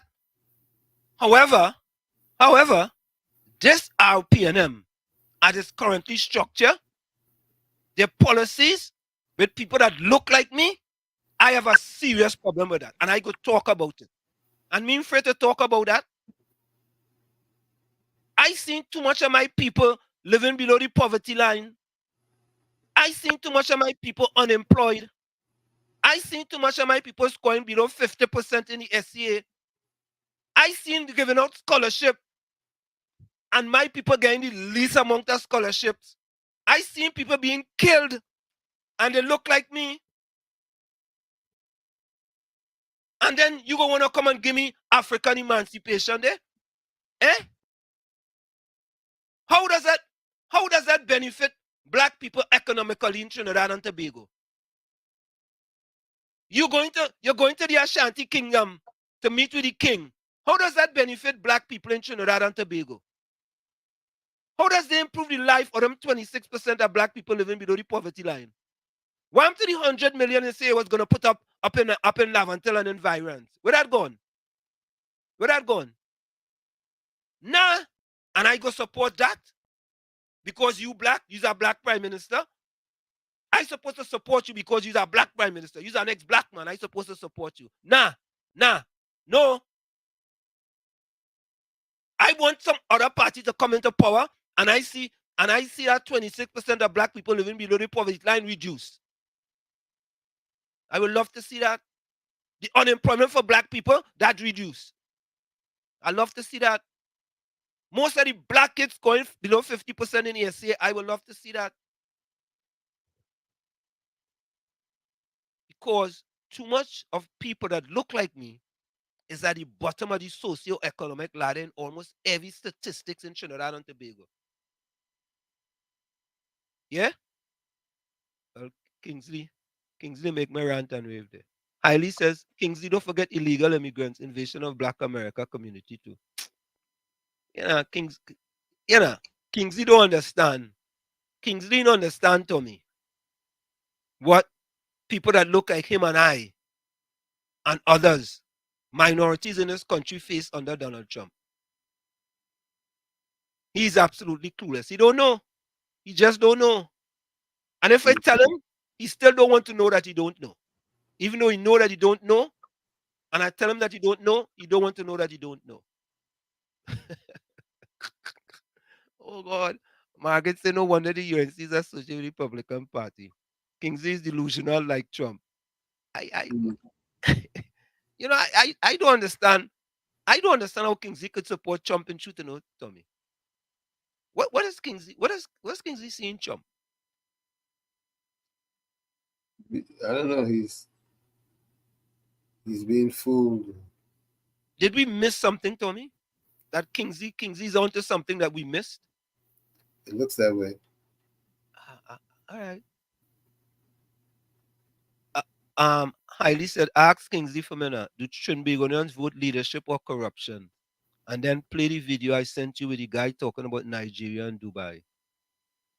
Oh, yeah. Let me see. Hailey, when you send me that video, let me play this voice note here. Let me play this voice note. Hold on a minute. Good night, Mr. Wall Street and Uncle Tommy. I see 7 corporations come out and they say they don't have no space to bury people in the cemetery again. That's to show much people dead under the PNM.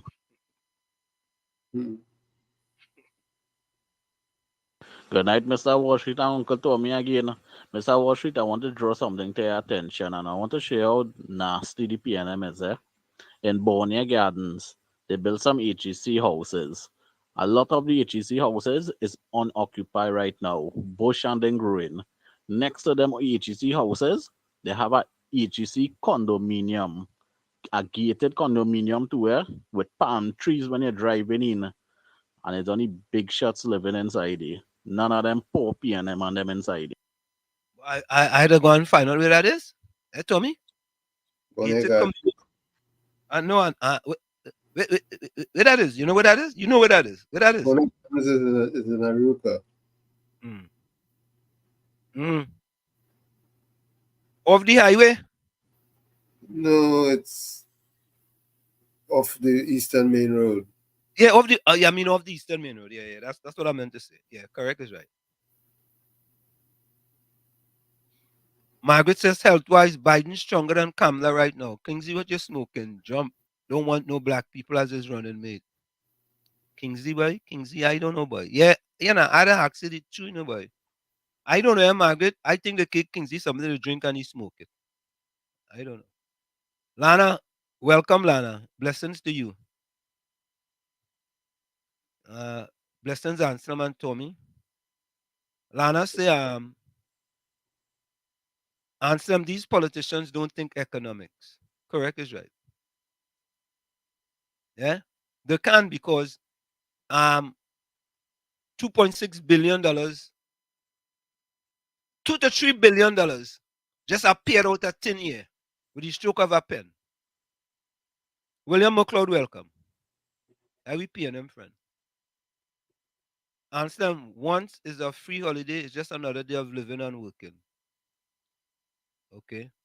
Here we go with the fake news. Yeah. Darren Red says, but Kingsley, when you look at the United National Congress, you see those words reflected in the face of the party that you rightly said from the founding father of the party, Kamala Prasad's successor, has grown the UNC to a multicultural national party. I want to agree with that. There's more. There is more.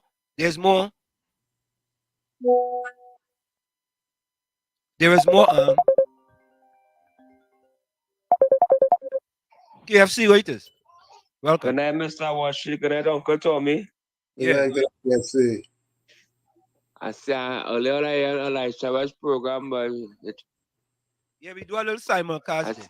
A little simulcast. Alright, I see a boy come back, boy. Kingsley, boy, we was. But you asking me? I asking you. I asking you. I asking you and COP where you Well, Kingsley, welcome back to the number one program by Wall Street and Uncle Tommy, boy. Kingsley come back home. Yeah. You see the back go down and the bit of the swap problem and all I'm telling you, look at the put out with AGCI, the minister saying a woman's weighing about 80 something thousand. Yeah. And she get evicted. Yes. Yes. All that woman with so much money. It's about we were generous in our calculations, right? And we said, Tommy, if she was paying $600 a month, it would have been about how much years, Tommy? Over 10 years? Yep. Yeah, we calculation. If she was paying $1,500 a month, it would have been about 4 to 5 years that she have owed without gone without paying. So if the agency allow her to go that long without paying, then all of a sudden you want the woman to come up with $80,000? You know? Yeah. That ain't making sense. Agency encourage that? Of course they encourage that. If it's 2-3 months and I see the woman in plane, you could write the woman a letter and talk to the woman. Bring she in and have a discussion. You understand? Say, well, listen, if you can't afford it, let's work out a payment plan so you don't lose your apartment. True. You understand? Don't just wait and wait. And I'm sure there might have been some communication in between, but you allow it to go that long. Wall Street, I feel paying a lot of money, but the government has stressed, but everything right now, you see back and I going with the 2.6 billion. Right now. The 2.6 billion. Some trip, yeah, but big money missing. Yeah. And Wall Street again, all the feedback in the background about lockdown. Listen. All right, cool. I don't know, love and respect to you and Uncle Tommy, man. Bless. All the time, bless. Yeah, man. Good. Yeah. Yeah. Let's take this one. Let's take this voice now. All don't play all the papi show in my big brother, you know. Kingsley, you know, play all the papi show, you know. Let him come back tonight. Let him come back. And this is Wall Street program. Number one caller, King of the Airwaves. KFC, don't play papi show in my brother, you know. Hey, COP, yes, we welcome back Kingsley. We welcome Kingsley. Kingsley always have a place here. You always have a place here. You know what I mean? Listen, you know, all you have a place here. Yes. Yeah. It's important, man. Eileen says, what you see in Biden? Boy, AGC is a scam. Rishi, welcome. What is people's problem with rich people? You work hard and live good. You want to stay poor and live so. Blame yourself, no one. Okay. What's the problem with rich people? Okay. Rishi, I don't know if poor people want to stay poor. You know? HDC is not a private investor. Taxpayers' money, HDC using to enrich themselves. Okay. Capitan Walls, Reggie said today that Ms. Jawanti, the Auditor General, did have good advice. Her lawyers are Freedom Chambers. Yeah, her lawyers is Anna and Ram Logan. And I have the letter, the pre-action protocol letter, but it's just too long to read. Yeah, imagine evicting an old person that age. Great is this government. Yeah, listen, Tommy, I can't allow something to go so long, Tommy. And then, yeah.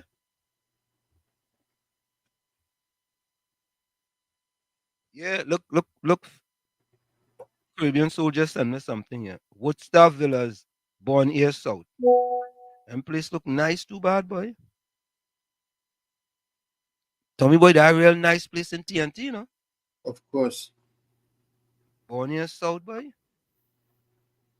Yeah, boy, that look nice, boy. But it was only the rich could afford that one though. Yeah. Captain Singh say, Walls, why don't Embird bring the 3 billion and count it in front of the media? Oh God. But yes. Rishi says, man, you all the talk, if they put her out 1 year, they would have been bad. Now they give she 5 years and taking action. Now they're still bad. Better they give Trini everything free, then RPM will be good. No, Richie, that is not the point, you know. The point is this. The point is this, right? You know what, Rishi? Put out after a year. Put out after a year. Rishi, if you manage an asset, you have to manage it effectively.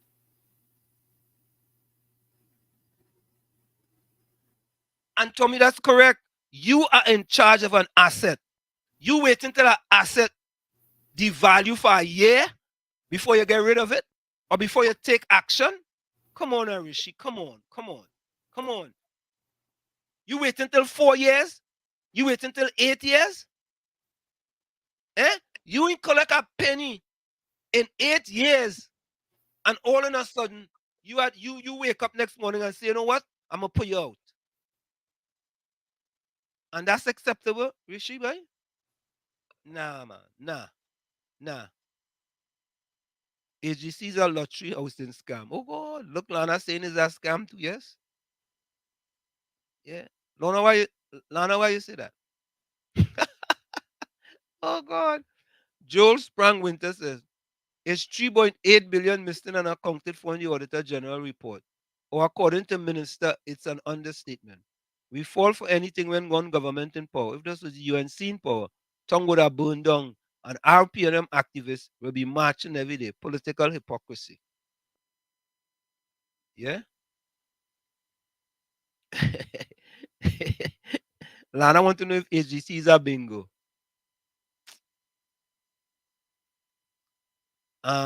Capitan says Reggie Armour said Mr. Wanti Ramdas didn't have experience on the job in his contribution. You sure you say that, Capitan? Dinesh G, welcome. Good night, Denise. Capitan C believe that 3 billion have been banked in Ghana. You know what? Let's go to another video here, Tommy. So, Tommy, you hear the situation with the Fire Association response to Phil Gerald Hines? Run the tape. Run the tape. Let me run the tape. Okay, hold on. Welcome to. Let's run the tape here.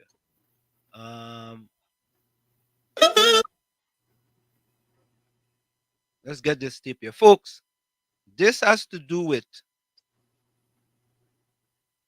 the Minister of National Security, Fitzgerald Hines, talking about, being spoken about with respect Fitzgerald Hines. The under fire for some statements he made in Parliament. So let's take a listen to this.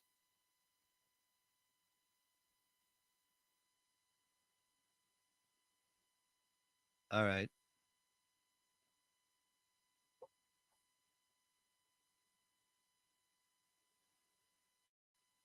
Take a listen. Fitzgerald Hines under scrutiny again. Fire Service Association roasts Fitzgerald Hines for confusionist remark. Fire Service Association President Keone Guy said National Security Minister Fitzgerald Hines' repeated assertions that the fire service is fully equipped can be debunked by government's failure to supply the breathing apparatus it has repeatedly promised. The ministry issued a public notice in the newspapers on April 28, inviting tenders to supply 225 self-contained breathing apparatus, SCBA, sets used by firefighters for oxygen and to protect against dangerous gases. The deadline for submissions is June 6. Guy said he was perplexed and angered by the notice in April 28's papers. Perplexed, he said, because requests for purchase of these units were made going back to mid-2021. The minister has repeatedly stated both in the parliament and outside that the fire service is fully equipped, despite the reality conflicting with his statements. Dye said the notice angered him because such emergencies should not be met with a bureaucratic process. There seems to be something fundamentally wrong with how requests for urgent and necessary equipment are treated at the Ministry of National Security at this time. Since the fire service is ubiquitous, he said, there must be political will to properly define the problems and create permanent solutions. On April 3, Dye called a press conference pleading for the ministry to supply the apparatus, as Hines promised again in his contribution to the 2024 budget debate in October. Dye complained that there were only 10 sets of apparatus for a force of 2,000 fire officers at 24 stations. He said the shortage of equipment had resulted in increased incidents of illness and injury to officers and greater public risk. Equipment shortages, lack of fire tenders and occupation, safety and health agency, OSHA, violations have plagued the service for years, and have been raised by successive Fire Service Association presidents. Dye referred to the minister's attempts to downplay issues. On April 26, opposition MP for Orpush East Rudell Munalol asked Hines in the House of Representatives about broken air conditioning units inside the men's dormitory at the Fire Service's Wrightson Road headquarters, which forced officers to sleep in the parking bay. Hines trained his guns on people who could only be properly described as confusionists, bacchanalists, and scandalous. There are those who take every opportunity to raise bacchanal and scandal, which get in the way of the serious development efforts, he charged. Hines eventually answered, saying Chief Fire Officer Arnold Bristow immediately actioned the repairs to the unit when it was brought to his attention on April 23 and said the repairs would be complete by April 27. While Hines did not identify the confusionists, Dye said he interpreted the comments as a direct insult to all officers who had risked their health and safety. The statement made by the minister labeling those persons outside Parliament as confusionists was received by its intended audience. That is the men and women of the Trinidad and Tobago Fire Service who leave the safety of their homes daily and head to these facilities that I can best describe as uninhabitable. Those same men and women who occupy those stations, despite a lack of equipment, most notably the BA sets, firefighting appliances, and specialist rescue tools, their patience has run absolutely thin because of the many failed promises by the very minister. He then turns and slaps them once again in the face and labels them confusionists. I find that to be very unfortunate. Dye said the association had noted a worrying increase in injuries and illnesses he believed were associated with the job and would have been prevented with proper tools. He said at least 1/3 of the reported injuries in the past year were attributable to the lack of personal protective equipment, PPE. We also have a growing number of officers being diagnosed with cancer and other job-related illnesses. Then there is the auxiliary officer who faces all these conditions, yet is awaiting decades-long promises of appointment to permanent and pensionable officers. Newsday asked Guy if any officers had considered legal or other redress, and if they could prove their case. We have had several officers in recent times who have sadly died from cancer and related complications. As for legal redress, it's premature to comment on any potential actions at this time. Our priority is to address the root causes of these health issues and work towards solutions that prioritize the safety and well-being of our fire officers. We will continue to explore all available avenues to advocate for our officers and hold accountable those responsible for any negligence or shortcomings that may have contributed to their health concerns. Newsday could not reach Bristow for comment on April 28. Another failure by Gerald Hunt. So, Tommy, there you have it, Tommy. Yep. We have a budget, Tommy, of the last budget was $6.9 billion for Ministry of National Security. Hmm. And firefighters still can't have certain equipment in 2024. Imagine that? Hmm. Just imagine that, Tommy. Yeah. And when we bring these things to the forefront, people saying about, oh, we don't like and we hate, and these are facts. This is not fiction, right? Lana says we lack management in every sector in this country, that our country's failure. Capitan says if the PNM could lie on the small things, imagine what they will do in big things. But Capitan, you have to go the other way around. If they could lie in big things, what they gonna do in small things? Because 3.8 billion or 2.6 billion is not small thing. Yeah? Richie says, so what you're saying, after 1 year, they put her out, you would have been okay with that? Richie, to me, after 3 months is too long. After 3 months is too long for you to not pay rent. That is too long.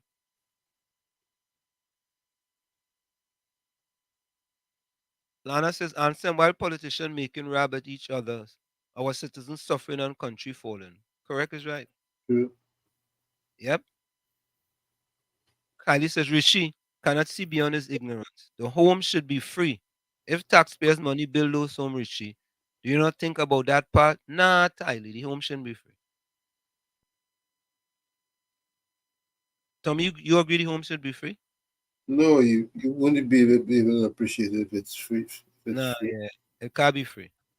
If your taxes cannot build your free home, why are you paying taxes? Kylie, come on, man. We buy a house in this country, we didn't build it, and we pay property tax. Yeah. The house is already reduced in price anyway. Correct. What, what, what you have done is give them, incentivize them to own a property. That's it. That's what you're doing. You're giving them incentives. Lana says, imagine we have fire hydrants with no water. Make that make sense. True. The fire department and here just come and check them fire hydrants on them. Ellie, so what you say? I have 6 businesses working 24 for paying all kind of taxes and they're making 9 kids not doing or paying, and we must build them a house for free. I don't believe in I don't believe that you should give a person a house for free. I don't believe that.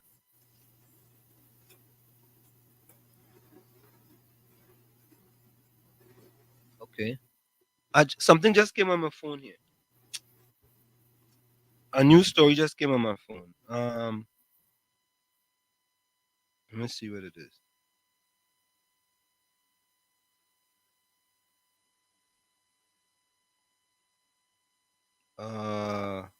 It came in my WhatsApp. Let me see. Okay, here we go. This is a story in Newsday 2 hours ago. Munilal, UNC could have toppled government but for absent MPs. Orupuch each MP Dr. Rudal Munilal on April 29 told Newsday the absence of 5 UNC MPs on April 26 prevented the opposition defeating the government in parliament and causing a snap general election. Munilal says Shogunas West MP Dinesh Rambali was one of the 5 MPs missing the crucial vote in the House of Representatives to give an extension for the government to submit its public account for Trinidad and Tobago. Also absent from the vote were Tabakit MP Anita Haynes Allen, who had requested leave, Naparima MP Rodney Charles, Kumota Manzanana MP Dr. Rai Ragbear, and Mayaro MP Rushton Parry. As Mrs. Prasad Basessa said yesterday, last Friday we had an opportunity to defeat the government on a very important motion that sought an extension to the time for the Auditor General to prepare a report that she had already prepared and submitted to the Parliament. Had the government been defeated on that motion, that could well have led to a collapse of the government and a snap election being called. It was a critical motion, and had the government been defeated, the government could have collapsed. Regrettably, 5 of our colleagues did not see it fit to be in Parliament at that time for that motion. Munilal said it did not matter whether or not the opposition had advanced knowledge that the motion will be moved. We are dealing with the PNM. They could do anything. To say you did not have knowledge that there will be a motion is irrelevant because the PNM can do anything as they have done. We are elected by the people. We are a nominee of our party elected by the people to be in parliament. As UNC founder Mr. Pandey told us years ago, in politics and in war, those who are absent are always wrong. Munilal also responded to a statement by Shogunas West MP Dinesh Rambali, who claimed the UNC could not win government under Kamla Prasad Besessa, who Rambali alleged was leading the party like lambs to slaughter. Rambali's statement had noted two prior occasions in which the party had resisted leadership change and gone on to lose general election. He said, since the defeat in 2015, the UNC membership have been waiting for and wanting a revamping, reorganization, and revitalization so that the UNC party can find its way back into governance. Rambali added, the PNM is killing us, and the UNC leadership is too busy killing itself to care. He also urged the UNC to be truthful in his own introspective analysis. Responding to Rambali's statement in a WhatsApp message to Newsday on April 29, Munilal said, it is sad that colleagues have ingested the PNM poison and then vomit PNM propaganda. Earlier, when speaking to Newsday, Munilal also criticized the timing and content of Rambali's statement that was published in media on April 28th. I thought it was most unfortunate that such an article would be written and published on the day that the party celebrated a glorious 35th anniversary of service to this country. He said the UNC in government had a remarkable record of success and achievement rooted in the principles of the party and its leader, Prasad Besessa. Our record is unparalleled in terms of reform to the law, to the parliamentary process, the social policy, the infrastructure, development, education, health, and housing.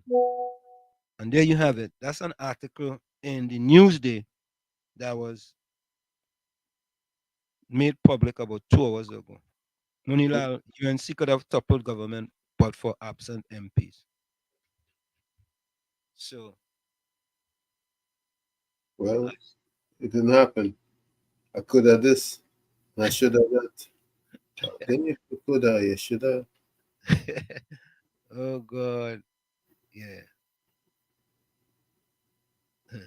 I would have this. Yeah. I say, here we go, Ansem. Keep your American talk for Biden. I talking about Trinidad. You know, Biden does affect Trinidad, you know. Hmm. You know that, Eileen? Let them put sanction on Venezuela now. Eh? Eh, Eileen? Let them put sanction on Venezuela. Ain't got nothing to do with Trinidad. Biden ain't got nothing to do with Trinidad. Ansem, I now see why you vote Biden. You're wicked boy, bad boy.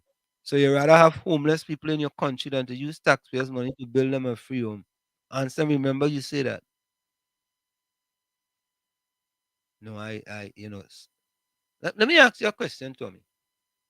Go ahead. If you give me a free home that I can't afford, what do you think eventually will happen? Several things would happen. If you cannot afford it, that means you can't maintain it. One. Next thing is that you wouldn't be able to pay the mortgage. Two. And you damn sure can't pay taxes. Three. Eventually, you're going to be evicted. Correct is right. How you going to pay your utility bills? Eh? How you going to pay for water? How you going to pay for light? How you could go out and buy gas, right? You could have 2 big tanks in the backyard. Eileen, come on, man. Do we have any programs in the United States of America where we give people free houses? Not that I know of. I know that about Habitat for Humanity. Well, right. I'm talking about from the government. So Habitat for Humanity, what they will do is rehabilitate houses. But they don't give it to people who can't afford to maintain them. Right? They were also built from scratch. Correct is right. let me ask that question. Hold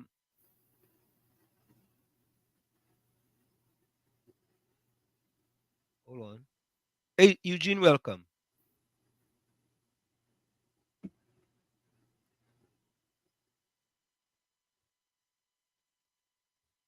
Hold on,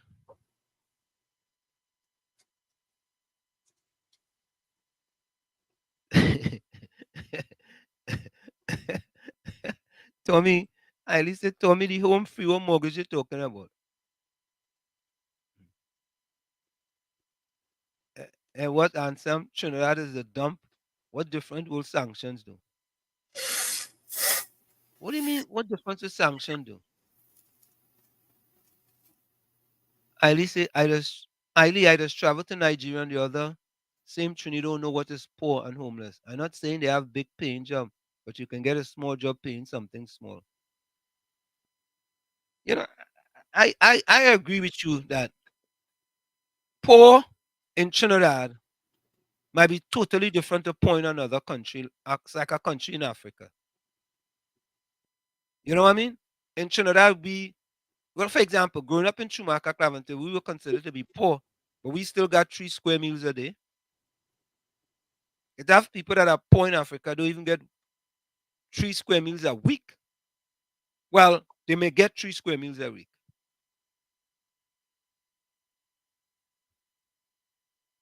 Yeah?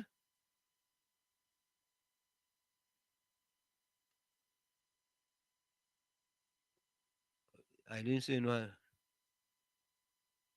Rishi said I have no problem using tax dollars. But what you all mean? Give it free that madness, use taxes to make home easier. All right. So as you say that, I want to play this thing. As we're talking about housing, Tommy, I want to play this video here. Listen to this video, folks. Here it is. Listen to this. People think that the primary thing they should look at when they borrow money is an interest rate, but an interest rate is often a distraction.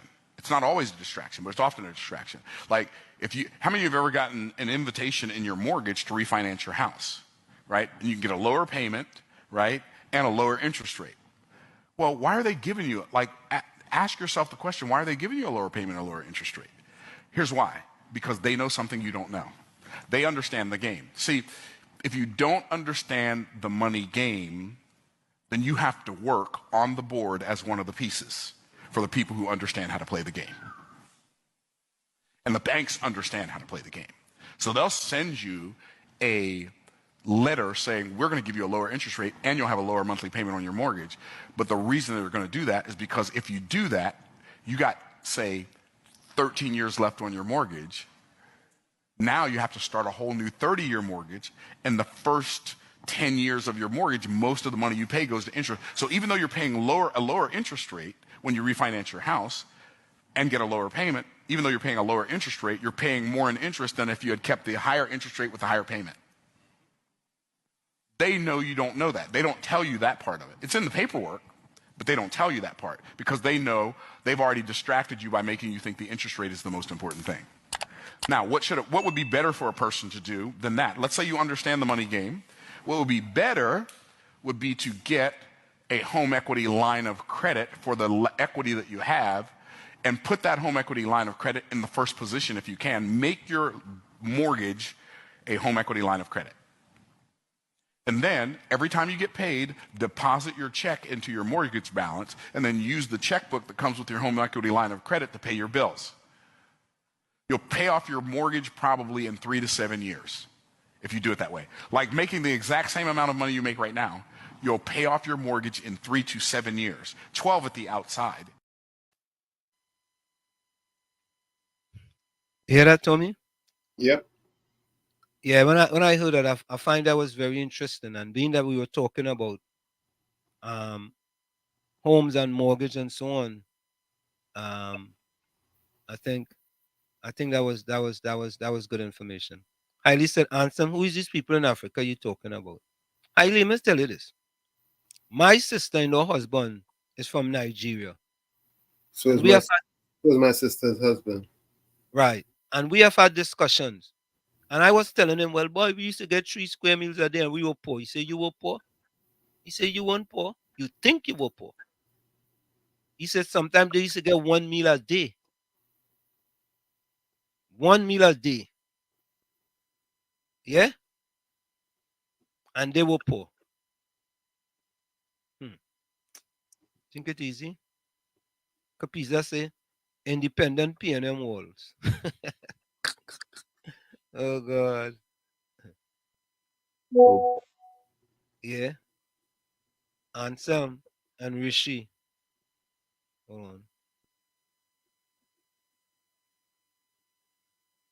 on. Ansem and Rishi. Africa is the richest piece of land on the planet. All people poor. If their country rich in minerals, do you think these guys think before you talk? So, Tommy, the country rich in minerals, right? And I don't own none of it, but I rich. Right. Yeah, I rich. I know none of it, but I rich. Yeah. I rich. I rich. I rich in spirit. I rich in mind. You know, it's like it's like Tommy. There's this joke, right? Where's this guy went for a raise, right? And he get a raise. A Guyanese and a Trinidadian. The Guyanese when the Guyanese get a raise, the Trinidadian ask him, so what you do? He said, well, I cuss out the boss.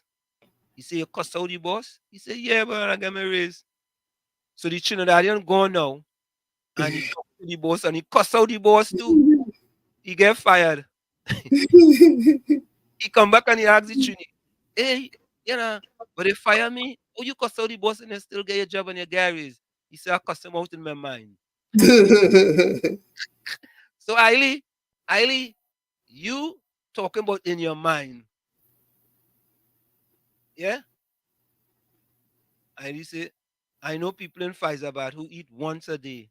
Sometimes if they did not come by us and eat, they would have not eat at all. Talk now. Wow. Eiley, Tommy, anyway, did I ever just anyway? So, folks, before we go for the break, put closing comments in the chat. Put your closing comments in the chat. All right, put your closing comments in the chat. Eiley, Tommy, don't you know of people who have 1 meal a day, but they will have a lot of fruits to subsidize the meal? Of course. Eh? Yes, Of you have course. 1 meal a day,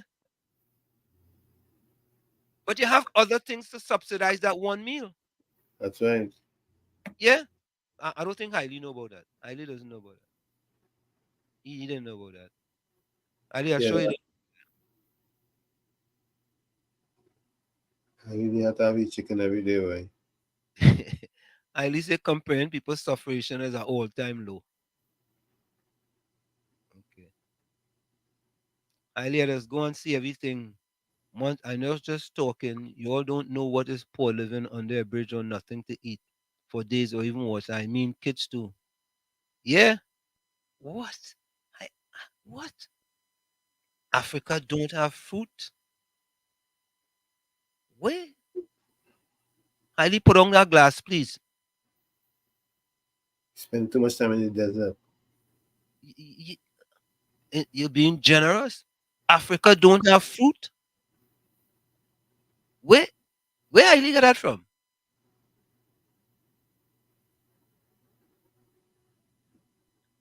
And here's his response. You're getting worse and worse. Africa don't have fruit, Hailey? Let me Google that. Let me Google that before we go quickly. Uh, there. What types of fruits are there in Africa?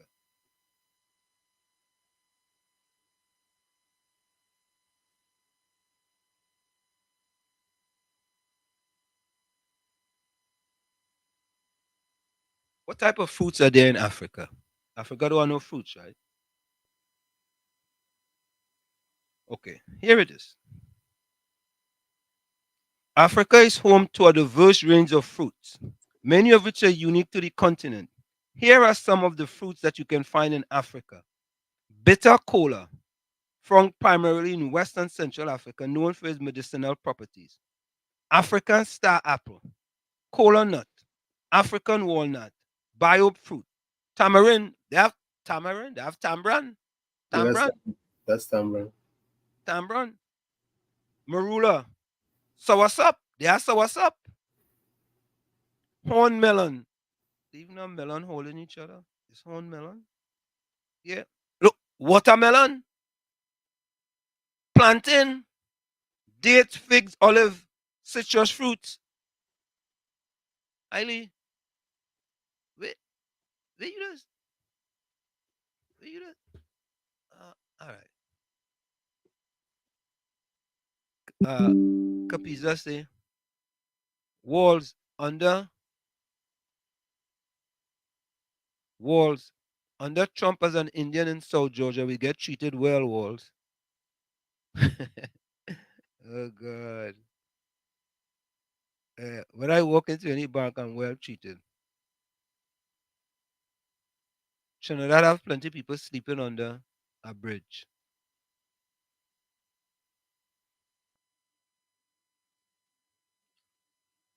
What's that question? Answer me as a question to you, not a statement. Lord, Tommy, Africa don't have fruit. That's a statement he made. No, that's a question. At least it's a question.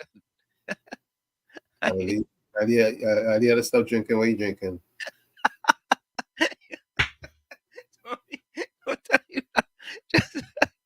Just tell him man put on the glass. Highly just put on the glass, please. Whatever you do. Don't do like me and Gene. You pick up 2 glass, at least put on both of them. Right. Yeah. Put on both of them. Folks, we're gonna go for a quick station identification. It's In the Village with Uncle Tommy, Professor Wall Street, and you. We're gonna go for a quick break and we'll be right back after this. Don't go nowhere. You're listening to WZYE 95.9 FM.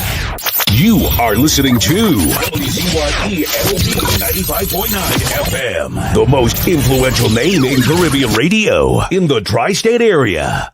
Broadcasting from East Orange, New Jersey, the most influential name in Caribbean radio. WZYE 95.9 FM.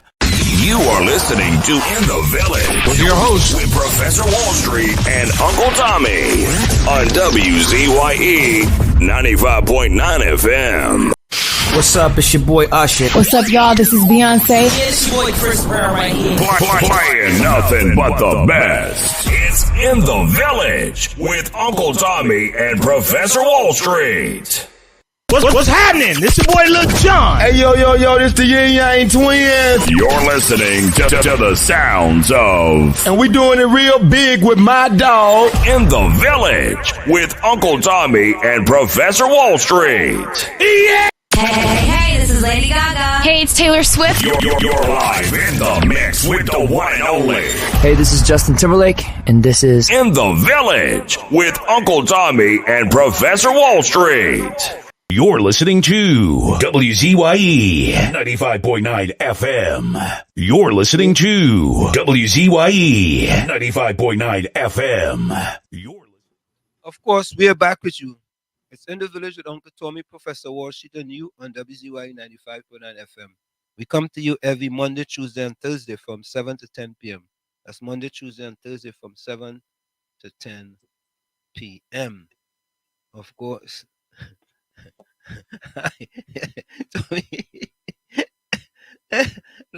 Tommy, I listen. Tommy, look like you drinking. I don't drink, so don't make assumptions. Tommy, what if you saying you drink? What about if he was drinking water? You didn't say what the man if he was drinking any kind of substance or anything, right? True. Yeah, I mean.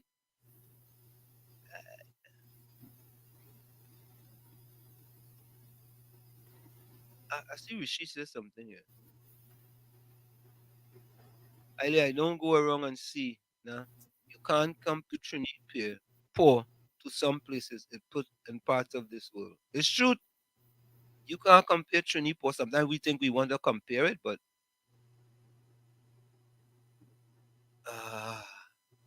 At least there's someone like me who would use taxpayers' money and give them a free home. Don't drink because only a righteous person do righteous things. All right, man, I was 2 months ago.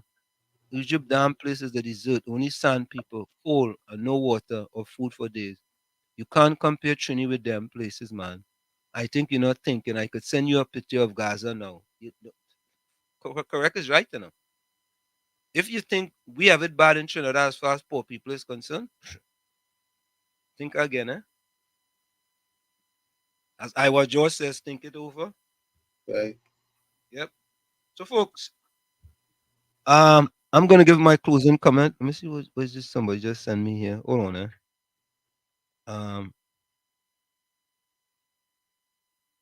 Let me see.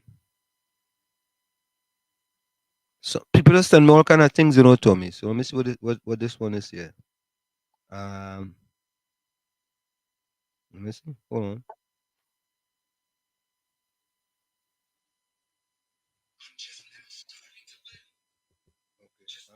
All right.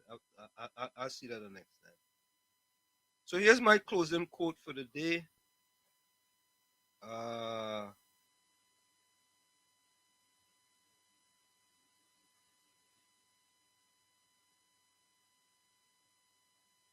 Okay. I guess I have to repeat. So I'm going to repeat a quote I said last time. Be careful who you let on your ship, because some people will sink the whole ship just because they can be the captain. Be careful who you let on your ship, because some people will sink the whole ship just because they can be the captain. From where I said this is it, the clock on the wall said that's all I like to say, but I've got to go. Remember, hard work beats talent when talent does not work hard. And for every 60 seconds of anger, you lose 1 minute of happiness. Remember, your circumstances may determine who you are, but you are responsible for who you become. Go ahead, Tommy. Yes, this first quote is from Helen Keller. And it goes like this: optimism is the faith that leads to achievement. Nothing can be done without hope. Like I always say, you the man in the mirror. You have to be the change you want to see. However, if you look in that mirror and you don't like what you see, do not blame the mirror. Never look down on a man unless you give it, or woman, unless you give them a hand up. Be safe. Till tomorrow, God willing, we'll meet again. Till then, love you all. Good night. Thank you, Tommy. At least the voice poor.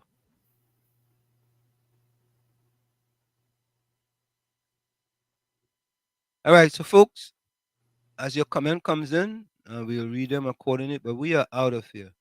And we're gonna go out with our go out anthem song by Tommy. You're having a peace march in Trinidad, and I think Bravo endorsed it. Good idea. Yeah, that's not a bad idea. We just need things to So folks, we are out of here. See you guys. Bye-bye. This is oh Lord, Trinidad and Tobago. This is DJ Bravo. I'm hurting it up. This is a sad place. My country turned into a sad place. When I look around, it's only sad face. Our country turned into a sad place. All I see in front of me, nightmares turn into reality. Like somebody build a monster factory. Parliament up against parliament economy. But let the moderator send another body in a drain. Somebody girl child missing, another rape again. And next road stain with somebody's sunburn. Who take the F out of Port of Spain? This is a sad place. My country turned into a sad place.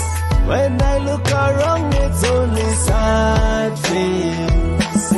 Our country turned into a sad place. Now with the love, with the vibes, with the hope. Now tell me something, how we really want we cope. When the children breathing in too much gun smoke, and the Coast Guard can never see a boat. You sound like some goats when they come looking for votes. Hit the empty promises, reading like a horoscope. Justice for sale in a fat envelope. Politically, all the answers is a joke. This is a sad place. My country turned into a sad place. When I look around, it's only sad face. Our country turned into a sad place. All I see in front of me, nightmares turn into reality. Like somebody build a monster factory. Parliament up in the parliament economy. But look the moderator saying another body in a jail. Somebody girl child missing, another rape again. And next road stain with somebody's son brain.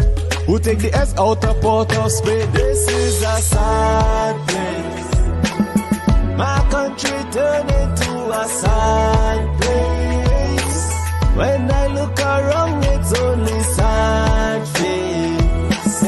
Our country turned into a sad place. It doesn't matter the religion, the color, the creed, or the race. It's our responsibility to take care of our place. Champion.